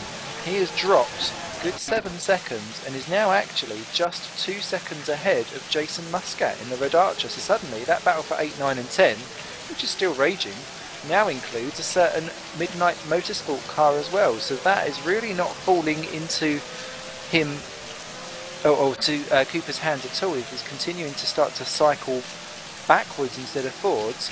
And whilst these lot are still battling, Gaspers and DeVos are actually slowly eating into this as well. The gap was 9.5 seconds about 3 laps ago. It's now down to 8 exactly. So slowly but surely, those two are actually getting into the battle for the top 10. And as I say that, Gaspers goes and ruins it and pops into the pits with his bizarre strategy. We're doing an amazing job at this, aren't we? All this commentator's curse. We are indeed. I should get... do you know what? In Monday I was doing fortune cookies. Maybe I should just wave a magic wand around. I don't want to know, frankly. Wow. It's interesting to see Alex Cooper falling back. I thought he had quite a fresh set of tyres on, didn't he? He's not been... He's only been out for about 6-7 laps, so it must have been some kind of issue, because he's still not pulling away from the Red Archers, and Tom Vandervoort is still harrying the poor back of David Junt still. I wonder if it's getting wetter. Sorry. No, it's a valid point to make. More interestingly though, Ruud Heesterbeek is eating into Jim Parisis's gap, because that's now down to 4.5 seconds, and that was more like 7. So definitely toing and throwing. Mark Stanton's off the track in 22nd, he's just rejoining. But that's allowed Boyd Bryson up to 21st. So a change over the battle for the Wooden Spoon Award. Oh, you say that again, and Boyd Bryson's just had a massive off. Oh dear, this is really not going well. You take over. No, you're all right. You're far better at this than I am. Not at all. So Stanton now, it's almost like they're doing all to me to you, to me to you. So Bryson now has the Wooden Spoon for Phoenix. And Mark Stanton now promoted to Wooden Fork. That looks like Tom having a go round the outside of David Junt into the final turn for 9 and 10. If he's careful, no, he's going a bit too eager beaver on it. He needs to get a bit more of a... Ooh, no, he's got a bit of a slide coming out of the final corner. Just needed to get the power down perfectly and all on time to have a go. Junt going extremely defensive down the main straight on the lap of 29.30. Tom Vandervoort's gone round the outside, but he's broken the curb, and that's never going to work. Junt keeps the inside. Tom, you just needed to brake not on the curve. He's given you so much room, you could have stuck a heifer down. And unfortunately that means that he taps the rear wing of Junt as they come out from 2 round 3, and that's going to leave him not in a position to really stick one down the inside into 4. And Junt's already seen it coming, goes to cover it, and thinks, actually, you're not there, I'll come back, thank you very much. And that will keep Junt in that position at least for another few corners. But Tom, definitely faster, but just no way through. There's definitely some really good defending going on here from David Junt. I know he's well experienced in having to defend leads or defend position, and he's definitely doing well there. Apart from that first corner, he left it a little bit late to come over onto the outside of the corner to hit the apex. David Gaspers now lapped by Parisis. He's being caught by Rouse actually now that he's out of the pits. He's not quite got himself up to temperature, but it's still...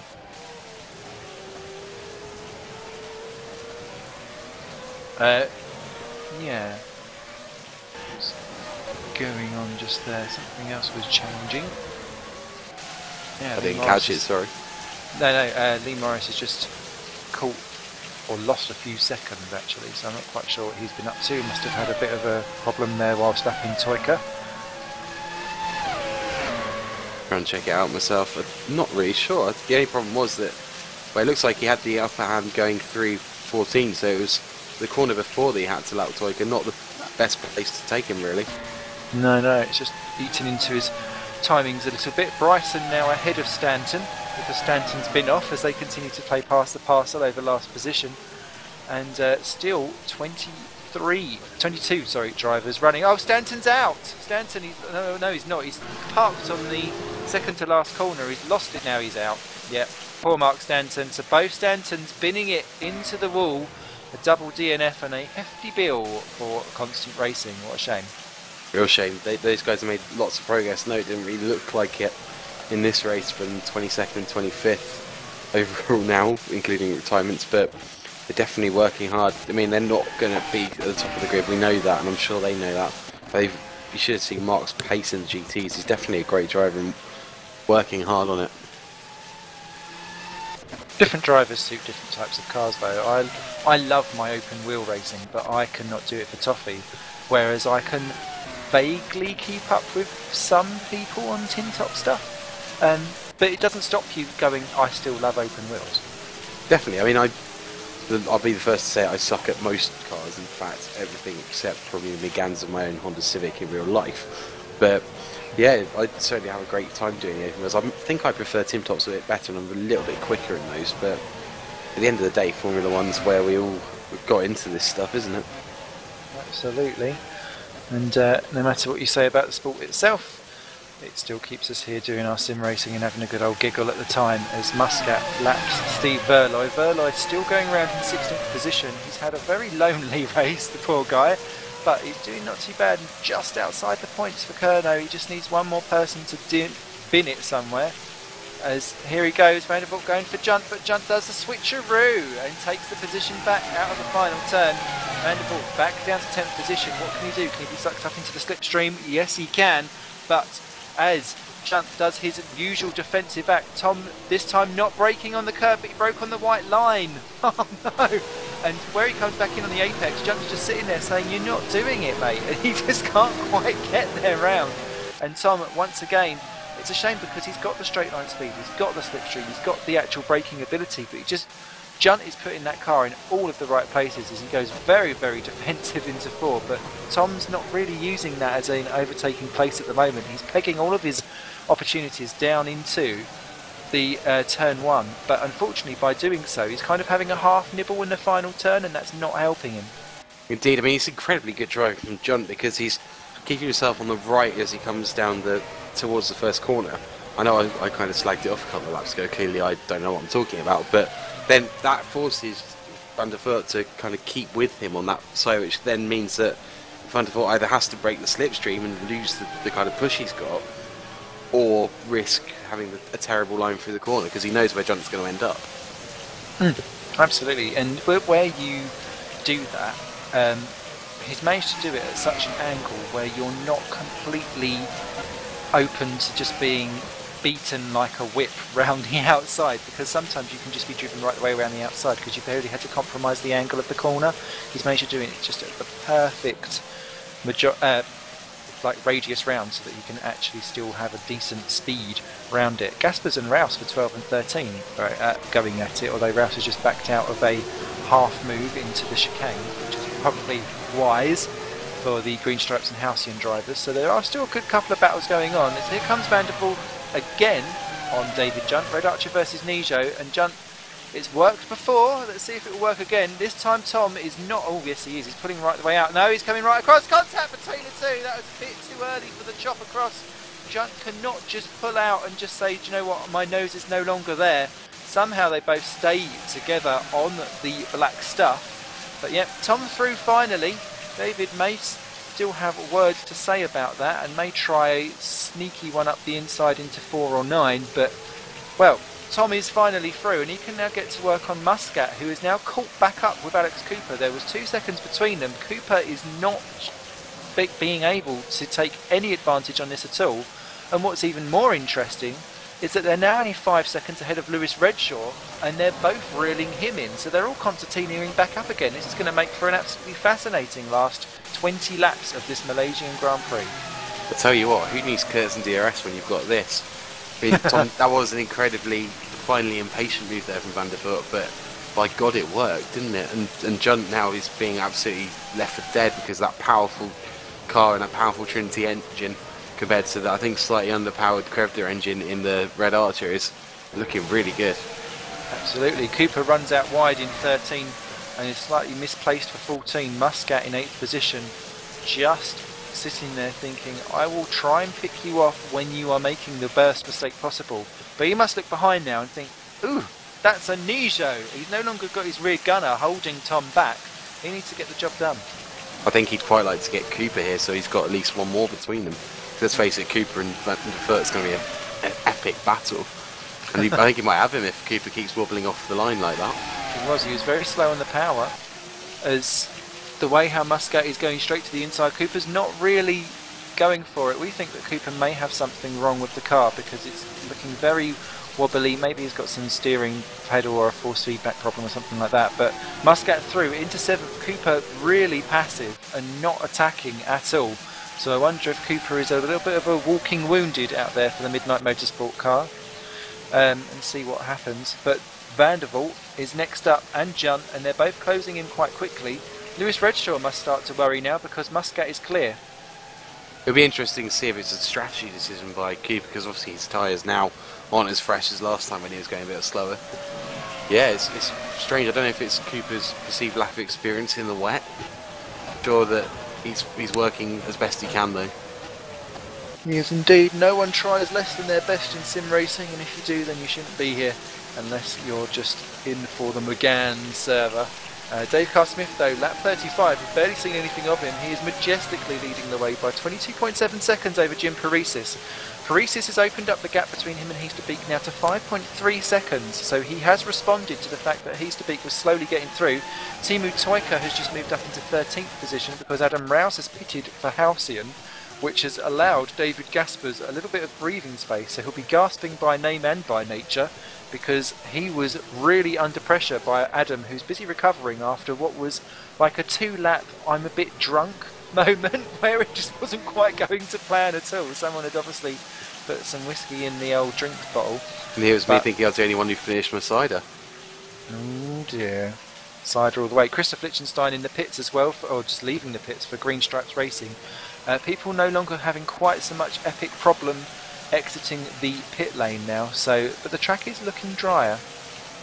It is indeed, and the lap times are reflecting that. I mean, Carl-Smith's just gone for a 1:49.3 on his last lap to a 1:48.4 this time round. Before that one he was kind of the same, maybe slightly quicker than Paresis, but it'll be interesting seeing what Paresis does now. Absolutely, a 1:45.9 is his fastest lap over the course of the whole race, so still not quite on for when the track was at its driest, but seems to be edging ever so slowly that way, so we shall soon see if that continues to show. And of course, with this wonderful plug-in that has really transformed the way how these races run, you just never know what's coming. Ah, okay. So yeah, Paresis has made a bit of time on that lap in terms of his own lap time, but he's still half a second a lap off Dave Carl-Smith. The gap goes to 23.2. So Carl-Smith leads from Paresis, Heasterbeek 3rd, Morris is still in 4, Casa still in 5th, and not making an impression on Morris now. Redshaw still in 6th, but being caught now by Jason Muscat. 4 seconds, or 6 seconds now is the gap, because I think they had traffic with Vernonson. Cooper is 8th position, Tom Vandervoort is 9, David Junt is in 10th and nearly collecting Morton Vernonson, who just was in the wrong place at the wrong time, nothing he could do about it. And they're all now coming around to be lapped by Dave Carr-Smith, so he'll be pleased that this battle that was been raging so manically is at one of its lower ebbs at the moment. David Junt is in 10th then, Bart de Vos in 11th, in for Hawkeye, David Gaspers in 12th position, Timu Toika is in 13th for Woods Racing. Hooray! Mini cheer. 14th for Adam Rouse. Points. Lichtenstein rejoined after his pit stop in 15th. Steve Verloy yet to pit in 16th, is at the other end of the home straights that Lichtenstein is on, so he can see little glimmers of points potentially beckoning for Kerno. 17 is Mark Fuller, a whole half lap behind Verloy. Kieran Ryan is following his track still. Well, sorry to interrupt, a little bit of a wobble there from David Junt as Carl-Smith was trying to lap him. Not really sure what Junt was doing. It looks like he's trying to half race the leader there for a second, giving everyone a little bit of a wee scare. Especially well, I'm sure he doesn't really want to have a heart attack before he goes for the first practice at Melbourne. No, not at all. But yeah, Mark Fuller then 17th for the ST, just ahead of Kieran Ryan. Those two have been at each other's throats for most of the race. Mark Johnston is slightly behind. I think he may have, he's had a weird lap 4 laps ago where he lost 11 seconds on his fastest lap, but he didn't pit. So Johnston now I think is spin affected again. Vernonson that we just saw being lapped there is in 20th, 3 laps adrift now, as is Boyd Bryson. and there's a good half lap between those two as well. So the back end of the field fairly spread out, but it's just this Fuller versus Ryan that is still going on there, the S2 versus the Phoenix. I should just point out that I just had a message from Will Panisi saying, true that, he really doesn't want a heart attack before he has to go and work for Force India, as Jason Muscat's piling into the pits now. That he is indeed. Cooper goes through, up into 7. So will Muscat, will Walton jump as they come out. Now Muscat was the one that had the big drama on the pits, and we think that he'll have that 20-second penalty, won't we? Well, yeah, it's looking that way. Depends how lenient the disciplinary committee seem to be. I wouldn't like to comment really if they're going to be lenient or not, especially as I kind of am on it. Okay, I won't press you any further. I did not know that secret squirrel information. Yeah, don't worry, I'm not the main conspirator in that though. Awesome. I just say what I think sometimes. So if I just like feed you peanuts and stuff, and like poppets. Oh, do you know what? Complete side note. I finally saw. You know they do the big bags of like Cadbury stuff where you buy them in pouches. Yeah. They've started doing poppets. Oh wow! I was like a child all over again. In fact, today all I had eaten was chocolate cake and a prawn salad just to balance it out. I envy you. Yeah, it is a birthday surprise. But yes, big bag of poppets, can't beat. So, let's have a little look. Paresis, has he been in a bit of trouble? Or is it that Heasterbeek has finally got his beak into action? Yeah, he has, because he's just done a 1:47.263. That's a good second faster than what he's been doing for the last couple of laps, and suddenly Rude is rudely on it, and he's just 2 seconds behind Paresis as they lap Furlong. Yeah, it's just looking really, really close up here at the front. Well, not really the front, but you know what I mean. Avanarm, as Furlong gets very much in the way actually of Heasterbeek, so that'll ruin that for a little bit. Heasterbeek doing a little jink out, gets away with it. Yeah, that is probably the worst place to try and lap somebody. I just struggle with that corner in general. Go in the club, it's just finding the right braking point. Half the time I end up over braking and just hanking it, having to almost put the accelerator into the corner. If that makes any sense. Yeah, I was with you all the way there as the Kerno Verlai pops into the pits from 16th. That will allow Liechtenstein more breathing space, unfortunately for them. I think the dry line is starting to really appear much greater, and everyone's lap times are generally coming down. Now the reason why Carl Smith is losing out was he done a 1:49 last time round, because he's coming round the big gaggle of cars that were battling for 7th onwards, and he's still trying to get round Cooper now. Heasterbeek and Paresis, now that they're past Muscat, that will do quite nicely. I don't think they've got traffic for a little while, so now it's going to be really who's got the pace, Paresis or Heasterbeek, and you have to lean on Heasterbeek currently at the moment, because Paresis is in the 1:48, Heasterbeek's in the low 47s. I think Rude Heasterbeek was one of those people that everybody wanted on his team when they came to the silly season this year. Certainly him and Dave Smith were two of the most hotly contested signatures. But in the end it doesn't look like Rude was going anywhere, especially now he's got one of his friends in Tom van der Voort on his team. And he does have an awesome name. He does indeed. He's right up onto the rear now of Paresis. Now, there's almost 2 seconds is the difference between them as Heasterbeek runs out a wee bit wide in 13, but that could work out well because it will give him a good run in 14. There's someone else has just changed around something. Oh, it was Carl Smith going over the line, I think. Yeah, it's going to be very interesting because he'll have a good run down this straight, close nicely up to the back. He won't be close enough to really have a go as Paresis has a bit of an awkward line. Oh, he's into the pits, that's why. Heasterbeek goes clear. This could very well be key because if Heasterbeek can put the metal down right now, he can certainly leapfrog him without actually having to go through him on the track. I believe it's sort of called the undercut in this, isn't it? Just have to really push to try and get that speed off this lap so if he has to pit himself, he manages to get that little bit of advantage coming out of the pits. Absolutely. Bart de Vos also in for Hawkeye from 11th position as he rejoins. and he rejoins and he beats out David Gaspers. So that's actually a switch for positions overall. And there's been another switch going on because Tom Vandervoort has come out behind Alex Cooper. They were actually, it was showing the other way around. I think Cooper must have lagged out for a little bit. So that's all okay. But I'm going to keep an eye on the gap now because Paresis has rejoined behind Lee Morris.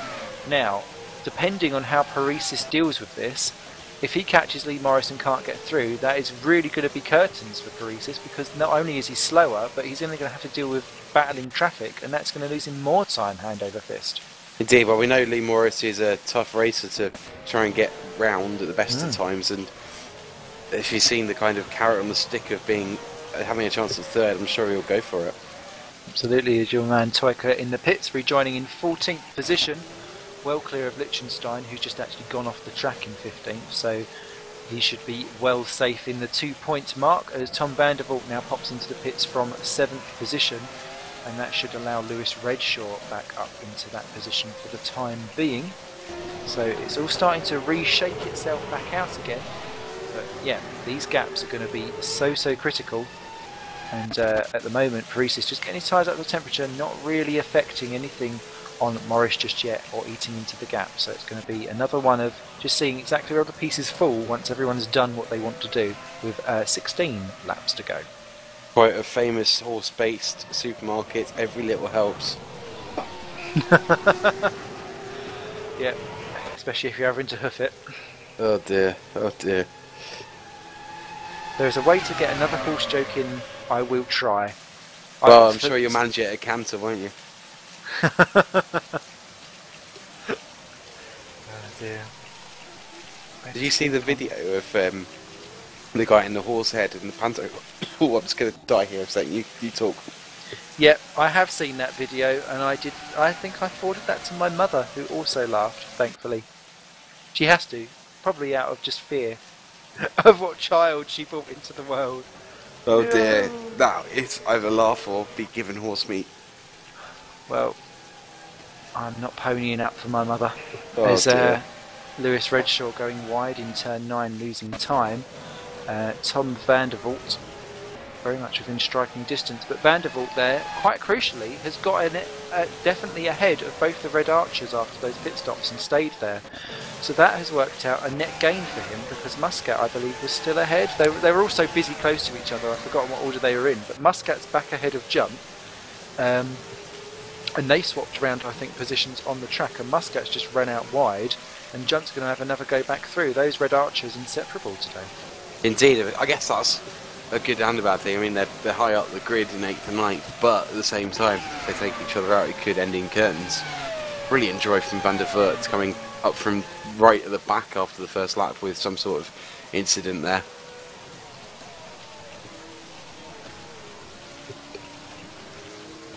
So yeah, as things continue to dry out, I think, here at Sepang, let's see. Yeah, Dave Carl Smith done his fastest lap the last time round on a 2 times around, sorry, on a 1:45.916. That's the first person to break into the 1:45s. His last lap was a 1:46.078.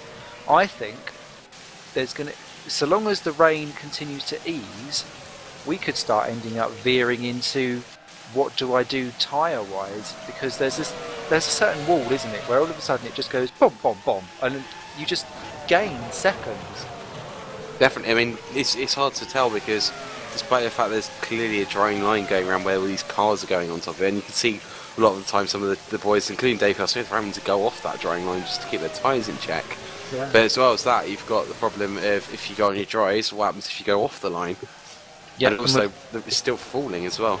Absolutely. You've got the lap traffic as well, so you're going to have to go off the line.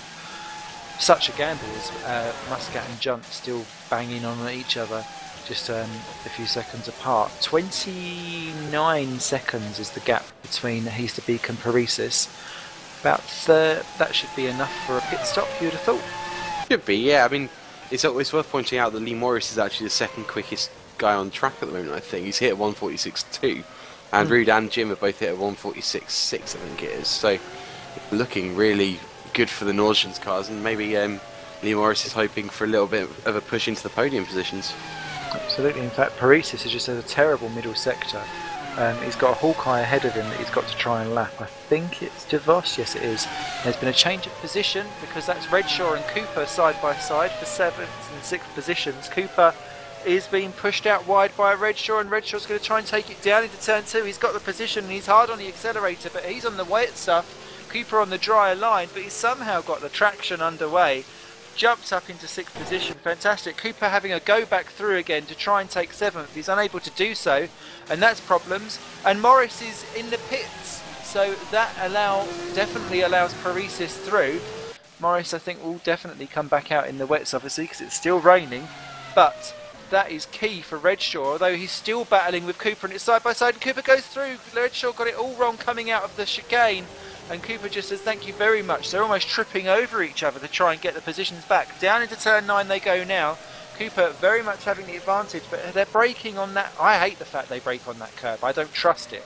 But Redshaw, less traction coming out of turn 9, and that is ideal for Cooper because that just gives him that little breathing space that he needs to be able to just focus actually on the driving at hand and not what's going on in your mirrors.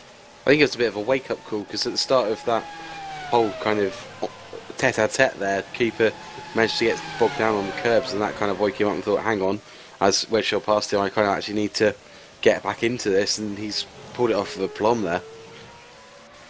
Absolute Lamondo. What's Cooper's times been like? Yeah, 1:52 it was last time round.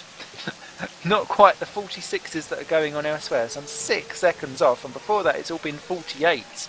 So no wonder Redshaw was thinking, I'm going to have a field day and jump through. That was a 2:08 for Cooper. Amazingly terrible lap for the likeable Englishman. And a 1:50 for Redshaw, so he wasn't exactly pulling out all the stops himself, but there we go.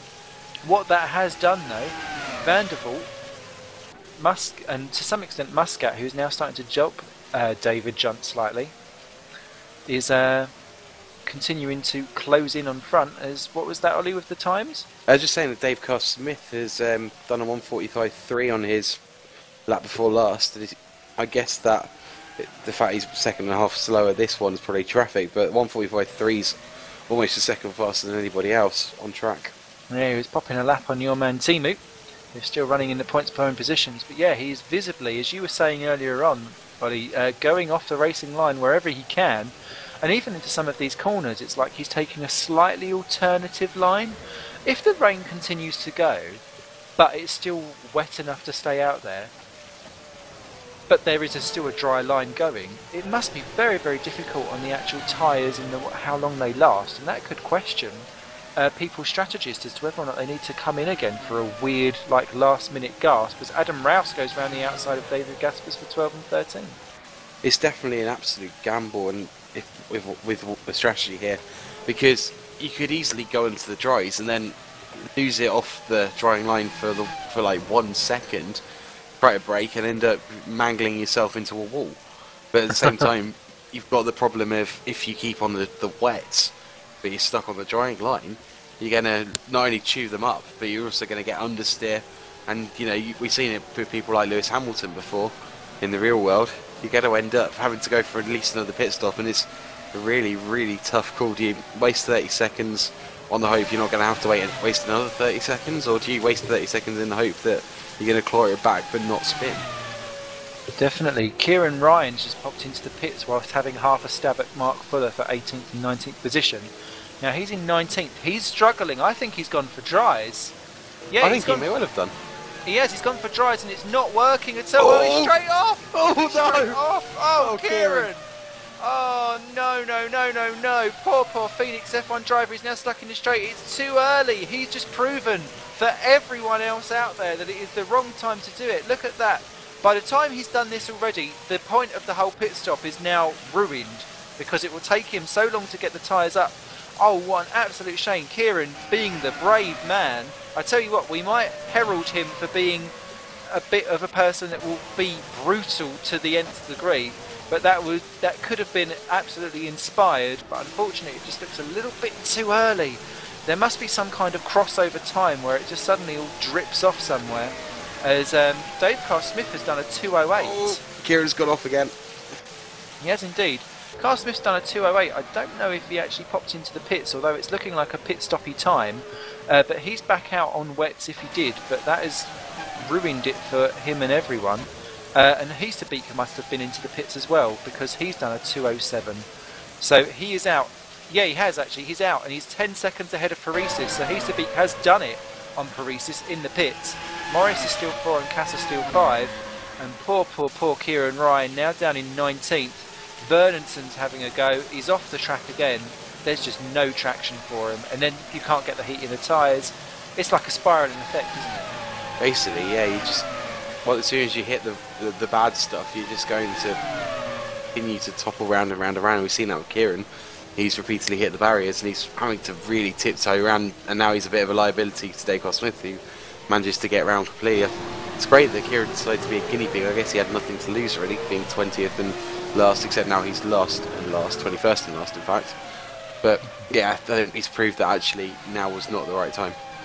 Well, the Phoenix guys now both 4 laps down after what has been a very eventful race for the Phoenix F1 team. Kieran Ryan pulls well out of the way and off the track, I think, just to make sure that he doesn't actually affect anyone else's race. So good thoughtful driving there by Kieran as he just makes it back.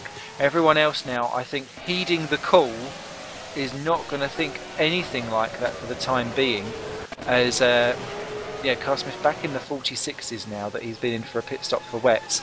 And that could have been such a different story, because they all came in for wets at exactly the same time that Kieran's come in for the dries. What would have happened if it would have been the other way around? They'd have all had to bundle back into the pits. The other people could have seen that Kieran would have gone faster. It could have thrown everything on its head. Definitely. I mean, in terms of Kieran himself, I don't think he'd be staring points in the face suddenly, because he'd still have 2 laps to make off everybody. But certainly we would have seen a hell of a lot of split strategies going on in the top 10, and it could have been really brilliant to see who actually managed to make it through. It'd be a bit like Brazil 2008, wouldn't it? But at the moment, I don't think we're going to see anything like that. No, not at all. Cooper's back ahead of Redshaw still, but Redshaw is not giving up. And he's having half a look down into turn 1. Cooper's gone in wide, Redshaw's through. Oh, he's very lucky. Yeah, there's a little bit of love tapping going on, and they're going to be side by side into 2 and 3 now. It's going to be leaving a little bit of love on each other's wheels, somehow keeping it all out there. Redshaw giving Cooper a very wide berth as he just lets them all through back again, and Redshaw can have a go down into turn 4. It's becoming difficult now, because it actually looks as though the racing line is now not as pronounced as what it was maybe a couple of laps ago. It's just the rain comes down ever so slightly heavier, and when you go offline into a totally wet track then to go and play ball, you've actually got less grip, which then puts you at a real disadvantage potentially. It's just swings and roundabouts wherever you go, and they've got Toyko to come and lap, which could also play a little mini part in everything that's going on. Plus, you've still got Muscat and Co. actually behind, and Tom Vandervoort is behind Jason Muscat, so that's changed somewhere along the line. I don't know if Tom had an issue there or not, but still finding out what's going on there, really. Yeah, I think definitely it's such a hard thing to do. Do you come off the line when you need to, or do you go around? To be honest with you, I'd just be happy to manage to get around the corners right now. Absolutely. Adam Rouse in the pits for Halcyon. There is also... Is it me, or did Kieran Ryan just tap into Adam Rouse on the pit lane there?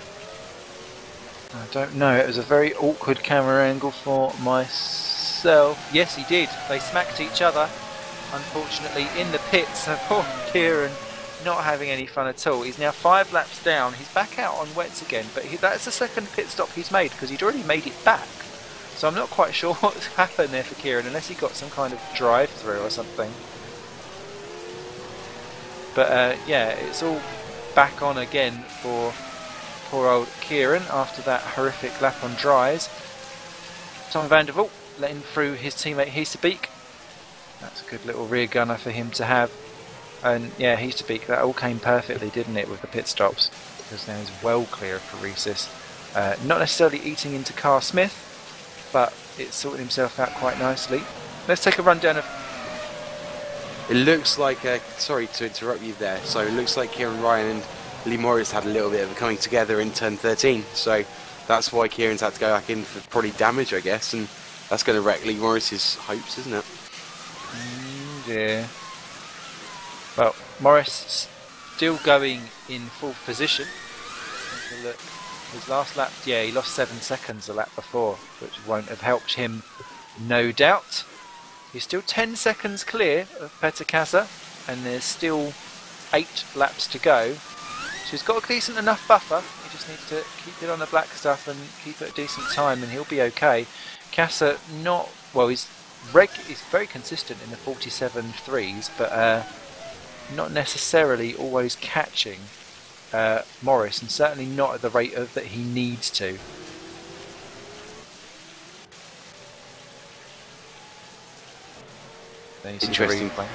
Interesting to see what's going on there. Sorry. No, you go.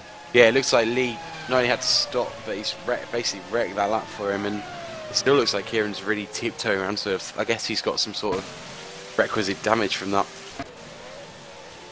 Well, just to put a prospect on his dry lap, 5 minutes 1 second. Even I can beat that on a keyboard. Suddenly I feel vindicated that I could potentially be one day a Superleague driver. I think we might have to test that theory there, Simon. I think the day we do will be the day that it'll become a comedy fest. So, quick rundown of the order as we come into the closing stages then of this sweat, soggy biscuit of a Malaysian Grand Prix. You don't want to stick your fortune cookie in that puddle of soy sauce. It's Dave Carr-Smith that leads the way still for Nordjone. Lights the flag so far, although he's still got plenty of time for it to all go horribly wrong. Heasterbeek is second, Paresis is third, Morris is 4, Petacasa is 5, and that is your top 5, all still on the lead lap. Then Alex Cooper's 1 lap down in 6th position. Lewis Redshaw still keeping closely in his mirrors in 7th, although no longer attacking. Muscat is 8th for Red Archer, still in his midst. Then Tom Vandervoort is 9, and he's still battling with David Junt for 10th position, and they're in a little bit of a backmarker malaise. 11th is Bart de Vos for Hawkeye. 12th David Gaspers, who's now dropped off the back of Bart after their very, very long 30+ lap battle. 2 laps down, Adam Rouse in 13th position. He's well ahead of Timu Toika, who's still in the points for Woods.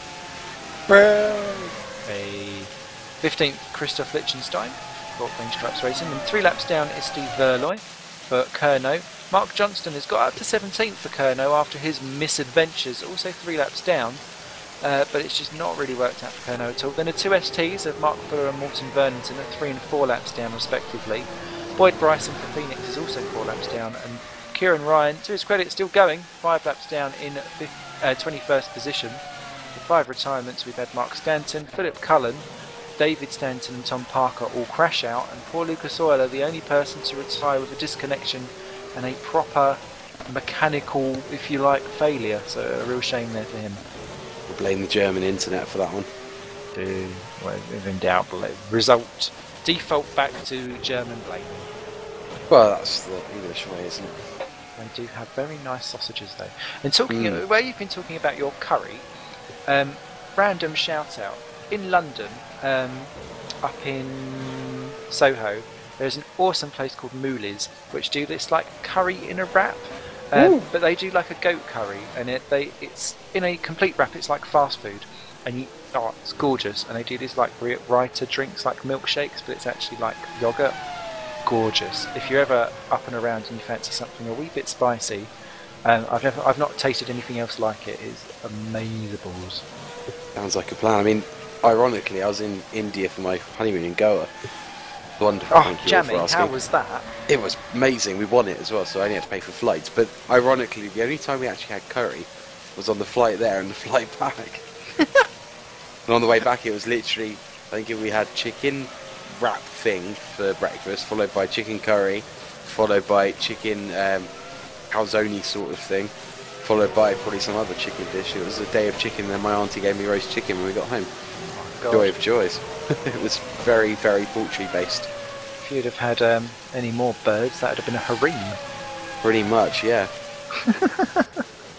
Oh, awesome. I might have to hit you up off air over the Goa thing, because that is on my to-do list at some point. But, definitely, yeah. Cool. Anyway, back from Travel Lodge UK, that was going on with. Although, just throwing it out there, next year will be my 30th birthday. I'm trying to save up to do a Japan visit so that I can. Me and Meep will go on travels. We'll do a diary. It'll be great. I expect you to take a cuddly Pikachu with you. No, I'll be taking a cuddly something. Let's see what's going on the old battles out there. It looks as though, actually, for the first time all race, everyone's having a wee bit of a breather.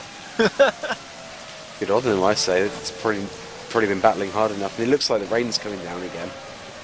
Yeah, you can see, actually, by the times they've dropped off, haven't they?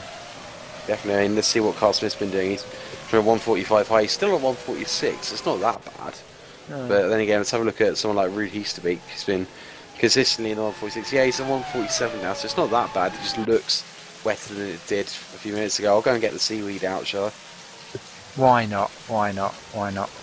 And I'll get the boat. And actually, it's a good job it is raining because, excuse me, Simon Melliwish, our cameraman, has had his fire alarm going off. He might need a bit of a dousing. It's just as well the British Grand Prix is in the next one, really. Is it? Or we'd have snow forecast. I'm not sure the RFE plugin can do snow. Yeah, and if you're members of the GPVWC forum, and if you're not, you need to go and sign up and get yourselves sorted out and onto this awesome league right now. There's a picture kicking off on there, and what the A1 ring, which is the next round that we're going to, looks, or the Red Bull ring as it's called now. Sorry, I'm so old school. It's looking like a bit of a winter wonderland. That'd be quite nice. Bit of Bratwurst, bit of Viennese chocolate, and the A1 ring. Sorry, the Red Bull ring. I think I'll just keep calling it the A1 ring, to be honest with you. Yeah, old school, old school. Well, if we're going old school, we've got the Easter ring, but that's probably a bit too old school. It's before my time. Ah, the red A1 ostrich. I like that. Go like that. Ostrich ring always stands out in my head because was it 1987 where they had to do 3 starts before they could actually get round a corner? I wouldn't know. Unfortunately, I was a bit busy not existing back then. Sorry. Damn you and your fetus. Yeah, I know, right? I wasn't even a fetus. Wow. He was merely a twinkle in father's eye. Yeah. That sounded a bit depressed. That did a little bit. I wanted to be willed into life. Anyway, 4 laps to go then. With 4 laps to go, we've got Dave Carl Smith still leading for Nordzone. 38 seconds now clear of Rude Easterbeek. Really showing an absolute supreme dominancy here for the Nordzone team. Nijo with the Easterbeek is second. Paris is third. Lee Morris still 4. And as pointed out by our cameraman, Peter Casa slowly but surely catching in Lee Morris. The gap 4 seconds. It was 10 with 10 laps to go, so he is closing in a second a lap. That could be a nice little last lap shindigaroo, I think, down into the last couple of corners. I don't think Lee will be happy if that happens, but then again, we'll see how much stake he gets on it, won't we? I don't even... I like... No offence, Lee, but I don't really associate Lee with happy. Although he has just done his fastest lap of the... Oh no, it's Casa, sorry. Done his fastest lap of the race a couple of laps ago and has actually been within 2 tenths of it ever since. A 1:47.145. Lee Morris currently in the other Nordzone. I know he's picked it up slightly. He was in the 49s. He's back now into the low 48. So it's as if he's noticed and he's responding back. And he just comes across the line now. Let's see what this Nordzone driver does as he crosses over the line. It's 1:48.337. So he's picked up his consistency. And if he can just keep that going at that level, he could still keep his position going for now, because Casa done a 1:47.5, so it's not quite the second that Casa needs. He's probably had the go faster sign from his pitboard. I mean, I know he's certainly got Pavel and Wilpanisi around there somewhere, but then again, you'd think Petter would do from his Torrent stable. But you can see them on the same screen now. It's getting all a bit tight as we go into the last few laps. Yeah, Morris has had a torrid sector 1 or something, because suddenly the gap's gone from 4 to 2 seconds in no time at all. And as Casa continues to munch into it like someone who's just been released from a Weight Watchers return, how do you have this? How do you have your team structured around you? Obviously you're with Woods Racing, maybe different teams are different. but or operate differently? How do you have all of other people around you when it comes to race day itself? It kind of depends on the team and on the person to a certain extent. I know at the moment my drivers are currently sat in a room probably taking the mick out of each other because that tends to be what we do in woods racing. Certainly, I think we've tried hard this year to be as much midnight as possible, apart from clearly the results, but never mind. In that we've got quite a big group of people working towards the same goal. We've got our Super League team, we've got our Super Cup team who still do a lot of work for the Super League team. Certainly Will Tringus and his strategy is amazing. And we got Formula Challenge as well, and those guys don't do as much of the testing, but they're still there for telling us how bad it is to drive on the wet stuff. Other teams have it differently. I know some teams don't bother at all with TeamSpeak or things like that. They just tend to just keep themselves to themselves, and some of them just have it for chat. You know, it totally depends on the driver. I know lots of drivers prefer to be left alone, so they don't have someone in their ear to suddenly throw them off track if they go ah or something like that. Yeah, I have to say actually when I'm racing, I don't chat at all. I'm fully concentrating on the fact that I want to be within 10 seconds of everyone else. So I have to focus purely on it. There was a time when I used to be in chat rooms, and that screaming and oh my god what's going on distracts, but it does also keep you aware of what's going on, because if you're in a group situation and you're not necessarily in a team chat room, you can catch information from other people. Or if you are in a team chat but you're on opposite ends of the circuit because you're busy doing stuff and you're not quite on the same page, you can pick up information of what's going on elsewhere, and you'll know when you come around to that corner. So there is definitely pluses to it, just whether or not you've got the concentration to block out the oh my god. Yeah, certainly. I mean, when I race, I like to be in the room with everybody because I like to know what's going on, and to be honest with you, I end up doing a bit of a self-commentary usually, / whining about the fact that I'm really slow. But it does help, especially with this stuff, you know, with this weather. I don't like to race with plugins on my screen so I know what's going on, because I just can't read it all at once. I'm too busy worrying about where the cars are and where the next apex is coming. So it's nice to have someone going, oh, it's 80% wet or whatever it is like that. Awesome. Okay, well 2 laps to go, including the one that we're on, for Dave Carr-Smith. 34 seconds is the gap now, so he's obviously quite happily chewing the cud for the last couple of laps just to make sure that he gets the car home. He's well fueled, his tyres are well up to scratch, and it's all well within his limits. Casa is kind of being caught at this 2-second mark. Morris is now matching him sector for sector. They've got a Kerno just up ahead that I just saw a flash of that they're going to come round to lap, and that appears to be the sole piece of traffic. It's Mark Johnston, and if Lee Morris can negotiate that well, and it's coming up to him if Mark Johnston backs out before this chicane, which he's going to do by the looks of it. No, always makes me a wee bit worried. Morris gets round there quite nicely indeed, despite it not being the most ideal. That's really the big threat externally that could really have hurt Morris, and actually if anything that's hurt Casa, because he's now having to take a very tight line into the double right. No, actually it could be advantage Casa potentially, so we'll see what goes on, but I don't think that Casa's going to be remotely within the range of Morris. Morris has got that one covered, I think. Yeah, certainly. It looks like Lee Morris only managed to lose 1/10 off Casa in that last lap, so that 1 second a lap drip has gone now as Carr-Smith goes on to the final lap. Here we go. Absolutely. Bizarrely, don't know why, Morten Vernonson's just unlapped himself from Steve Verloy. I know it's the most obscure thing going on, but I think Verloy's in trouble because Verloy's going quite slowly in that Kerno, which is a shame, or he's just had a bit of a dodgy time of it, because to have someone in 19th position unlap themselves from 16th place, bit of an oddball. Yeah, I can't see any damage on the car of Verloy, but he's still having to run really wide. I don't know if it's engine or brake related, or maybe it's something else, like his tyres are just finally giving up the ghost. I'm not sure when Verloy last pitted, to be honest with you. Yeah, never knows. But here he comes, Dave Carr-Smith, down the penultimate straight into the last turn. It has been an absolutely dominant, lights to flag race.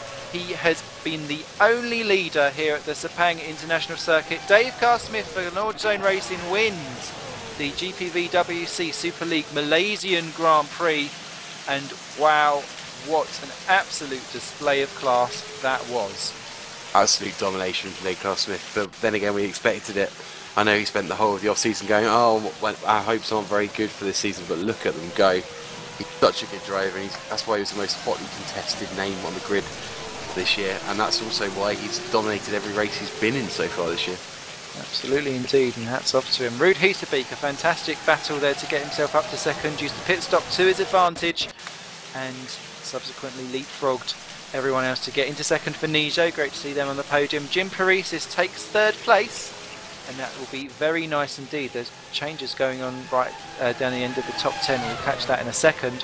But Paresis grabs third for Torrent Motorsport. I think he'll be pleased with that, because from where they came from Australia, they look much more competitive and much more grounded here in Sepang, and that can only bode well for the future. That is what was changing down the back end of the field. It's one of the Hawkeyes in the rule there, Bart de Vos in 11th position, who's got it all wrong on the last lap. Obviously thought it ended a bit earlier.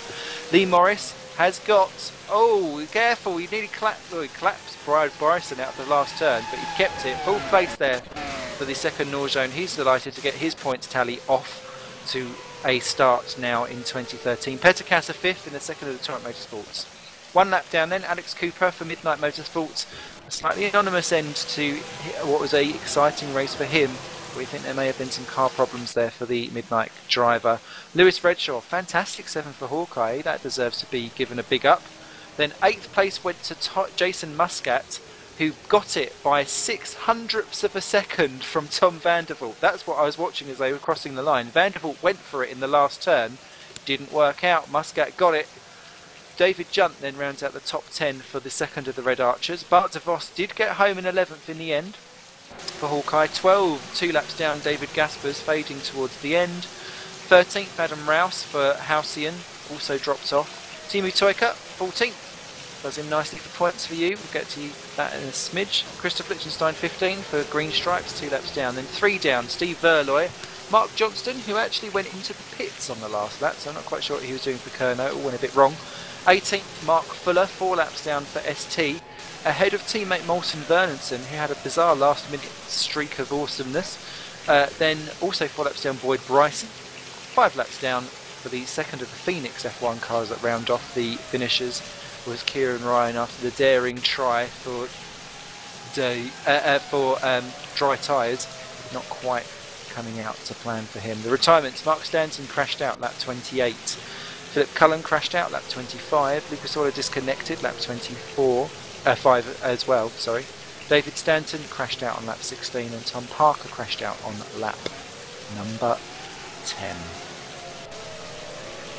Great. Wow. First podium there from Torrent. I'm sure they've been working hard for that.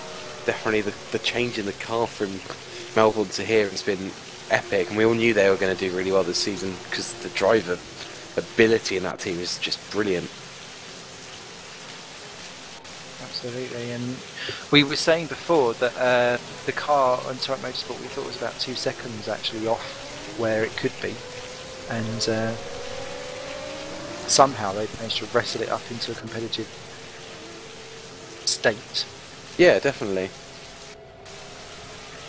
I think with Torrent, they certainly were at a disadvantage because they've not been in the previous year, but they've got enough drivers that they definitely managed to complete every lap efficiently in the pre-season, and actually it looks like their strategy of putting a little bit of money on every sponsor instead of going big guns for a few of them really paid off now.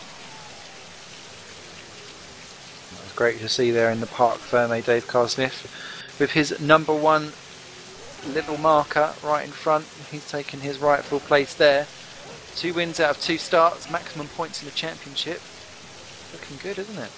Definitely. I mean, going to be a tough job for people like Lucas to catch him already, and that's after 2 races. We said this last year though, and it did get a bit closer as the year went on, so we live in hope. Dave's definitely one of the quickest drivers we've ever seen in the GPVWC. I don't just say that because he's won a race for Woods before.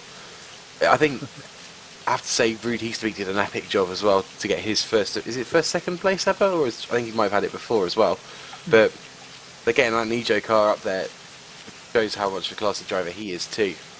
And it pops him second in the championship overall at the moment, because that matches his third, well, added to his third from Melbourne, putting him in a very, very lucrative position.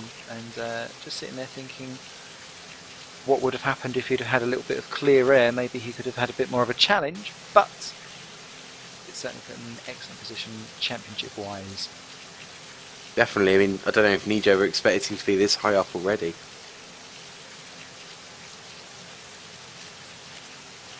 No, not indeed, and that will move them also up in the order. Good to see Nordzone getting a double points finish with Lee Morris, maybe able to get home as well, so that will please him, no doubt, to get himself up onto the point scoring table. Definitely. I think most teams have now got points, and I think ST and Phoenix are probably the only ones without, after a certain blue team got 2 points. Won't talk too much about that though. We're coming to it. And stars for me personally, Lewis Redshaw doing an excellent job to get into 7th for Hawkeye. I was very pleased with that. Tom Vandervoort also, I believe, deserves a big thumbs up for getting himself back up to 9th position, narrowly missing out on 8th by just 600ths of a second. Yeah, really great drive from 20th there. Absolutely, and of course a little mini shout out for your guys, Woods, getting some points and popping yourselves into what will be 11th, equal 10th, sorry, in the standings, because Constant didn't score today. That's not far off where we were last year, so that's a good start.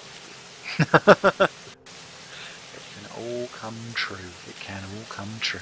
Here's hoping. Okay, so looks like we've got a couple of drivers popping in to say hello.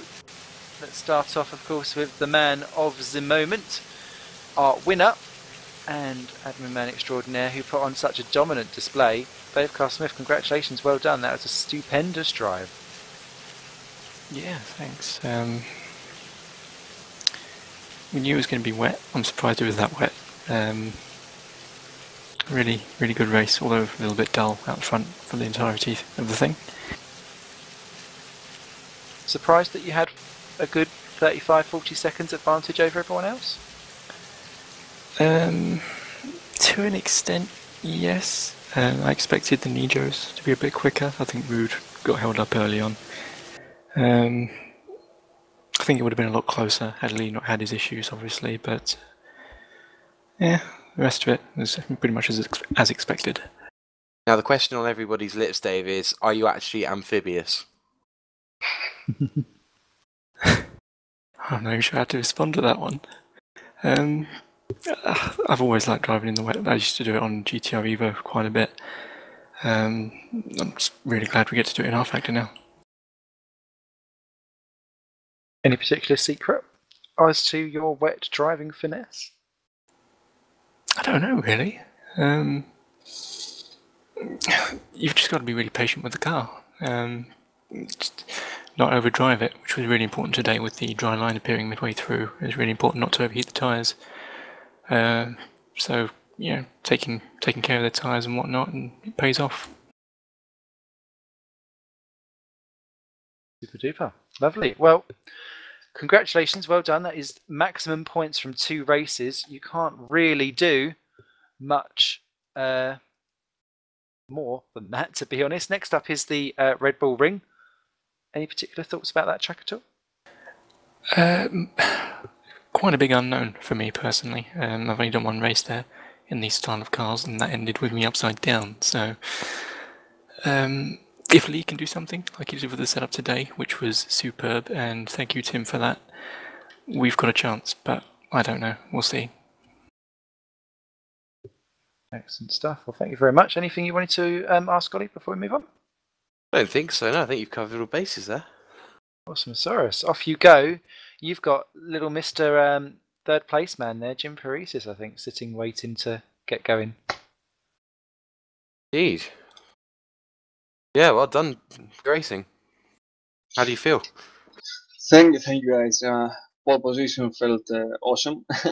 That 7,000 of a second was something fun. And the race was all wet. I didn't expect to be that wet the whole race. My setup was completely for a dry race. I expected some dry laps, 10 laps or 8 laps in the race, but no, nothing. I got nothing. So that's why I was so off pace in the race. But I enjoyed it. I really enjoyed that place. I'm glad to hear it. Now, did you really expect Torrent to be up on the podium already, let alone so easily, it seemed? Well, it was something that we were hoping for, but it was not a realistic target for us. We were hoping about 5th or 6th place. But pole position 3rd place and Peter 5th place, it was a whole great team result.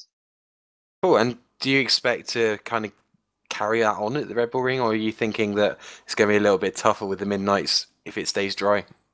Yeah, well, I think that was the race that we were going to be the most competitive.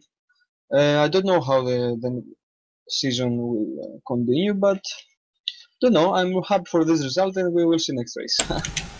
Well, that's fair enough. I think congratulations have to be said there, Jim. Excellent driving. Thank you.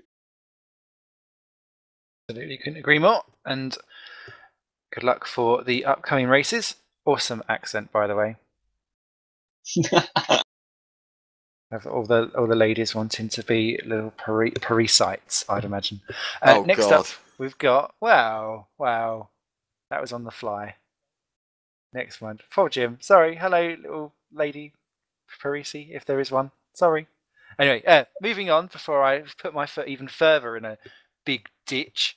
We've got 4th place Lee Morris, who must be relieved and delighted to get his points tally off the ground after what was a quite dicey first half of the race, and a little bit of a mini dice to the end. Talk us through it, Lee.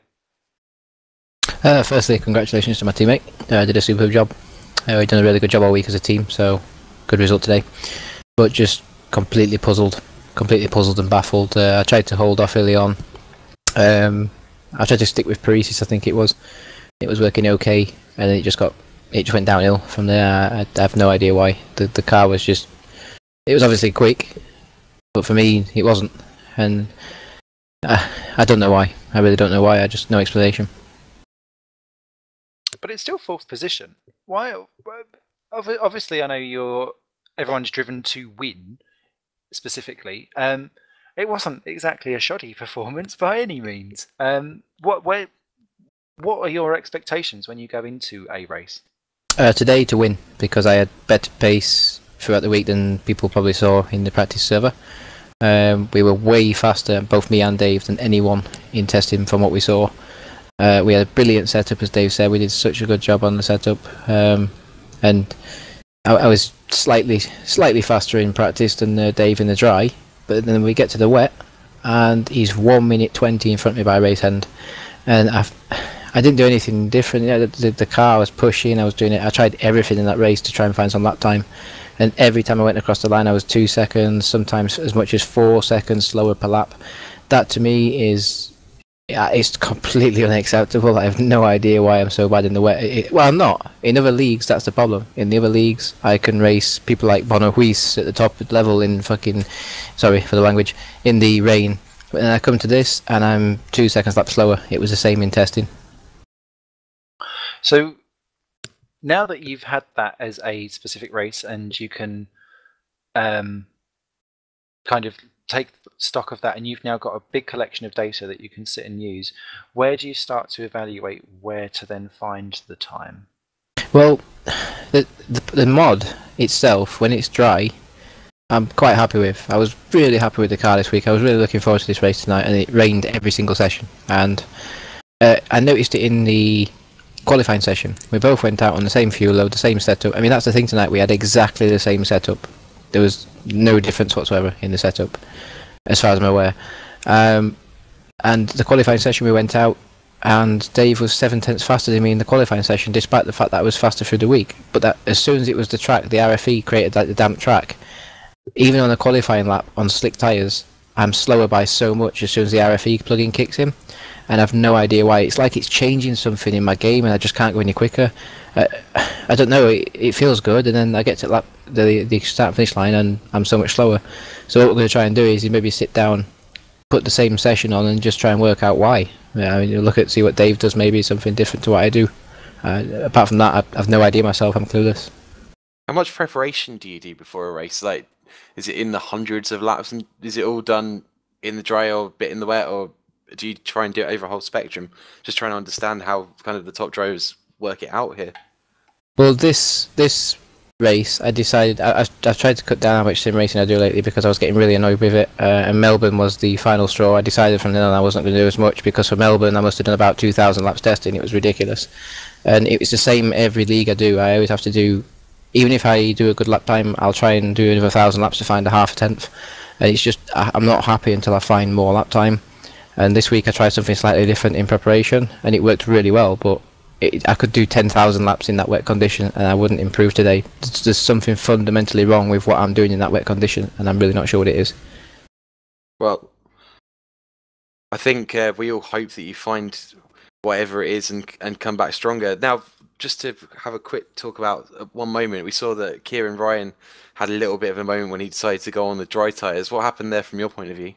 Yeah, it was crazy. I mean, it was like the track was ridiculously wet still, and I seen him spin. I think I lapped him twice, and then he spun in front of me, and I had to go off the track, and that closed Kassar up to a reasonable gap. Then let's say because he closed me down, and later on he was just purely faster.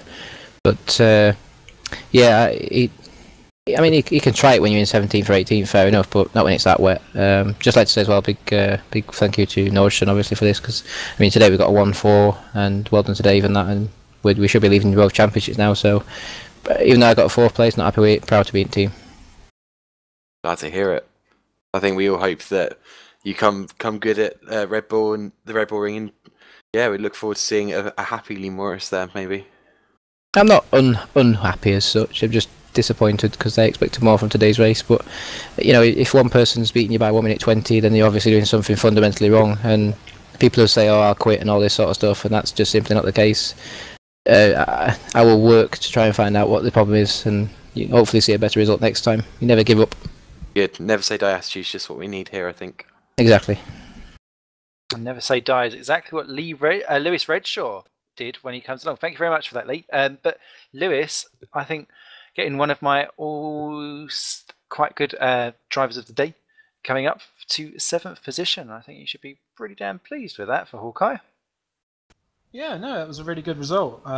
Wasn't expecting it at all. I mean, this afternoon I was thinking I'll be lucky to get a point, especially considering I knew it's going to be raining. And it all just seemed to come good for some reason. I mean, I qualified 13th, which was sort of what I expected. And I just picked people off on the first lap, got up into a good rhythm, and it was just plain sailing from there, really. But big congratulations to everyone that finished, because that was not an easy race. No, there's quite a lot of people that did finish, actually, 21 in the end. And you spent most of it in a squabble with a couple of red archers, Alex Cooper thrown in for good measure, and one or two other people that were bouncing up and down the field, Tom van der Voort. But you all managed to keep it pointing the right way for the vast majority of it all, and showed exactly how racing should be done. Yeah, that was a big battle we were in. I mean, that's the first time as well I've been held up by midnight, a little bit. So, I mean, if at the start we were behind Alex and Lucas, I'm pretty sure they were on higher fuel than us. But we just couldn't get close enough to get past them, but we were losing time behind them. Yeah, I had about 3 mistakes, I think it was, where I went off the track and lost some time. But for the whole race, I was just having to keep an eye on who's in front and who's behind and the gaps. Thought I might have been able to get Alex at the end, but he was on newer tyres and he just started pulling away after I tried to make a move on him. Lee? Sorry, say again? Nope, no, that was me going a wee bit confused there. Don't mind me. It was I was distracted by excitement of food. So with Hawkeye, obviously not necessarily targeting wins and stuff, but you were 6th going in, or equal 5th with Red Archer going into today. Who do you see as your main rivals now going forward? Is it Red Archer because you've spent so much time around them, or not? Well, it's a hard one because we didn't have a very good car coming in here for what we should have had. I mean, I've got to say big thanks to the Midnight guys for the engine, because that is just superb, and the upgrades we're getting for that are unbelievable. But the car upgrades at the moment, I think we were the 3rd worst car coming in here if you exclude the engine updates. And we need more. If we get more, I feel we could, try and get 4th or 5th in the championship. But at the current pace, I think Red Archers are targets at the moment if we can't get more upgrades on the car. Excellent stuff. Well, good luck. I look forward to seeing exactly where you all end up in the Red Bull ring. I think we've also got Timo in, haven't we, Ollie? He appeared? Oh, so he has. Hello, Timo. Hey. So congratulations on getting Woods' first points of the year. I would ask you how excited you are, but I'm guessing it's not very, knowing you and your ice-cold attitude. Well, obviously, very excited. But Don't sound it. But yeah, it was a tough race today, and lots of people keeping on the road, so no lucky points. And Oh, sorry. solid Did you think he had performance. Yeah, go on. Sorry. Did you think he had a chance at 13th at any point or any higher? No, Adam was so much with my pace that I couldn't get any closer to him. But Fair enough. I reckon I could have been near 10th place if I hadn't been taken out on lap 1. Yeah, what happened there exactly? Talk us through it. Well, I had a bad start. Didn't get enough power down, so dropped down. And then after turn 2, we were side by side with David Stanton, and he barged me off the track. And then I spun and hit a wall. That's no use to anybody, I guess. So, do you reckon you can kind of pull through for Red Bull Ring and get even further up the grid? Well, we'll see there. Sure we will. Thank you for coming in and talking to us, Timo. No problem. Well, I think we've got Mark Stanton here as well. Hi, Mark. Hello. Cool. I'll let Simon lead the way with this one. Yes, Stantons. Poor Stantons. Constantly being in the wall. I think. I've heard you say that one before. It's a reoccurring thing. But it started out not so badly, and then it all kind of, I don't know, went a bit drunk. Talk us through it, because it wasn't bad at all. This track is one that neither me or Dave particularly like at all, to be honest. And in qualifying, I was miles off my own pace, but qualified 22nd, which I've just got to live with for now. It got a decent start, but I could only go to the outside, and that compromised me for the first 2 corners. After that, I saw the incident with Dave and Timu, and I think Dave said he had no room on his right to go, and I nearly collected Timu when he spun round anyway. So I'll have to check the replay on that one to make sure I know what actually happened. Okay.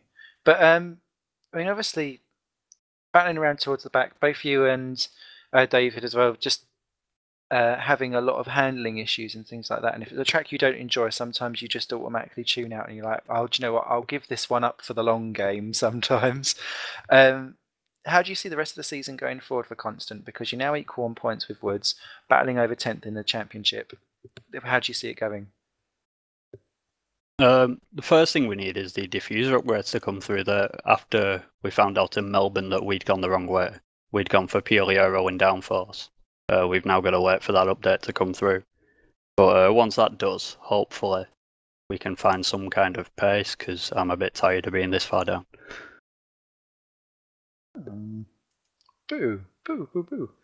But yeah, hopefully stick with it. It will come. It will come, and just fingers crossed it comes back. Yeah, we used to have it. Ah, but never mind. Things could be worse. You could be Timu, or you could. Okay. Don't diss my drivers. I'm waiting for the driver briefing when you think we're off air. But no, I think everything is good, and you're already well ahead of ST potentially and Phoenix, so there is a platform to build on. So best of luck with that. Any final words, Ollie, before we sign off? Well, I just want to thank you for putting up with me in the commentary box today. I've had a good time, and I think today's racing's really been quite an eye-opener in terms of how we're going to see the wet weather go as the year goes on, really. Absolutely. Did you enjoy your curry? I did indeed. I think I might have to have another cider to go with it, though. Fantastic. And is Simon Milliwish not dead? Sounds like he's alive, certainly. No reply.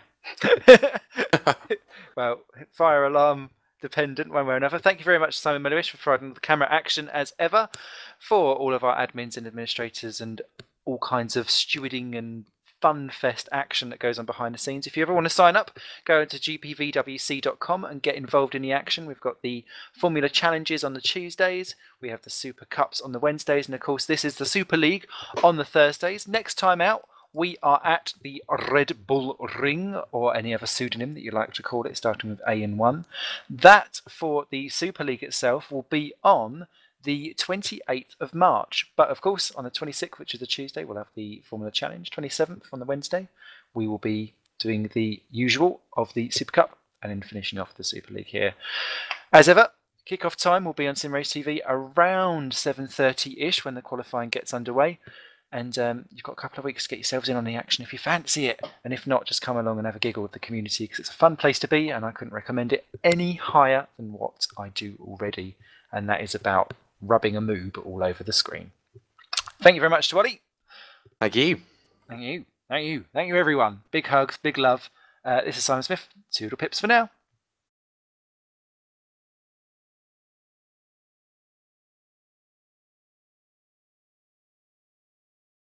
You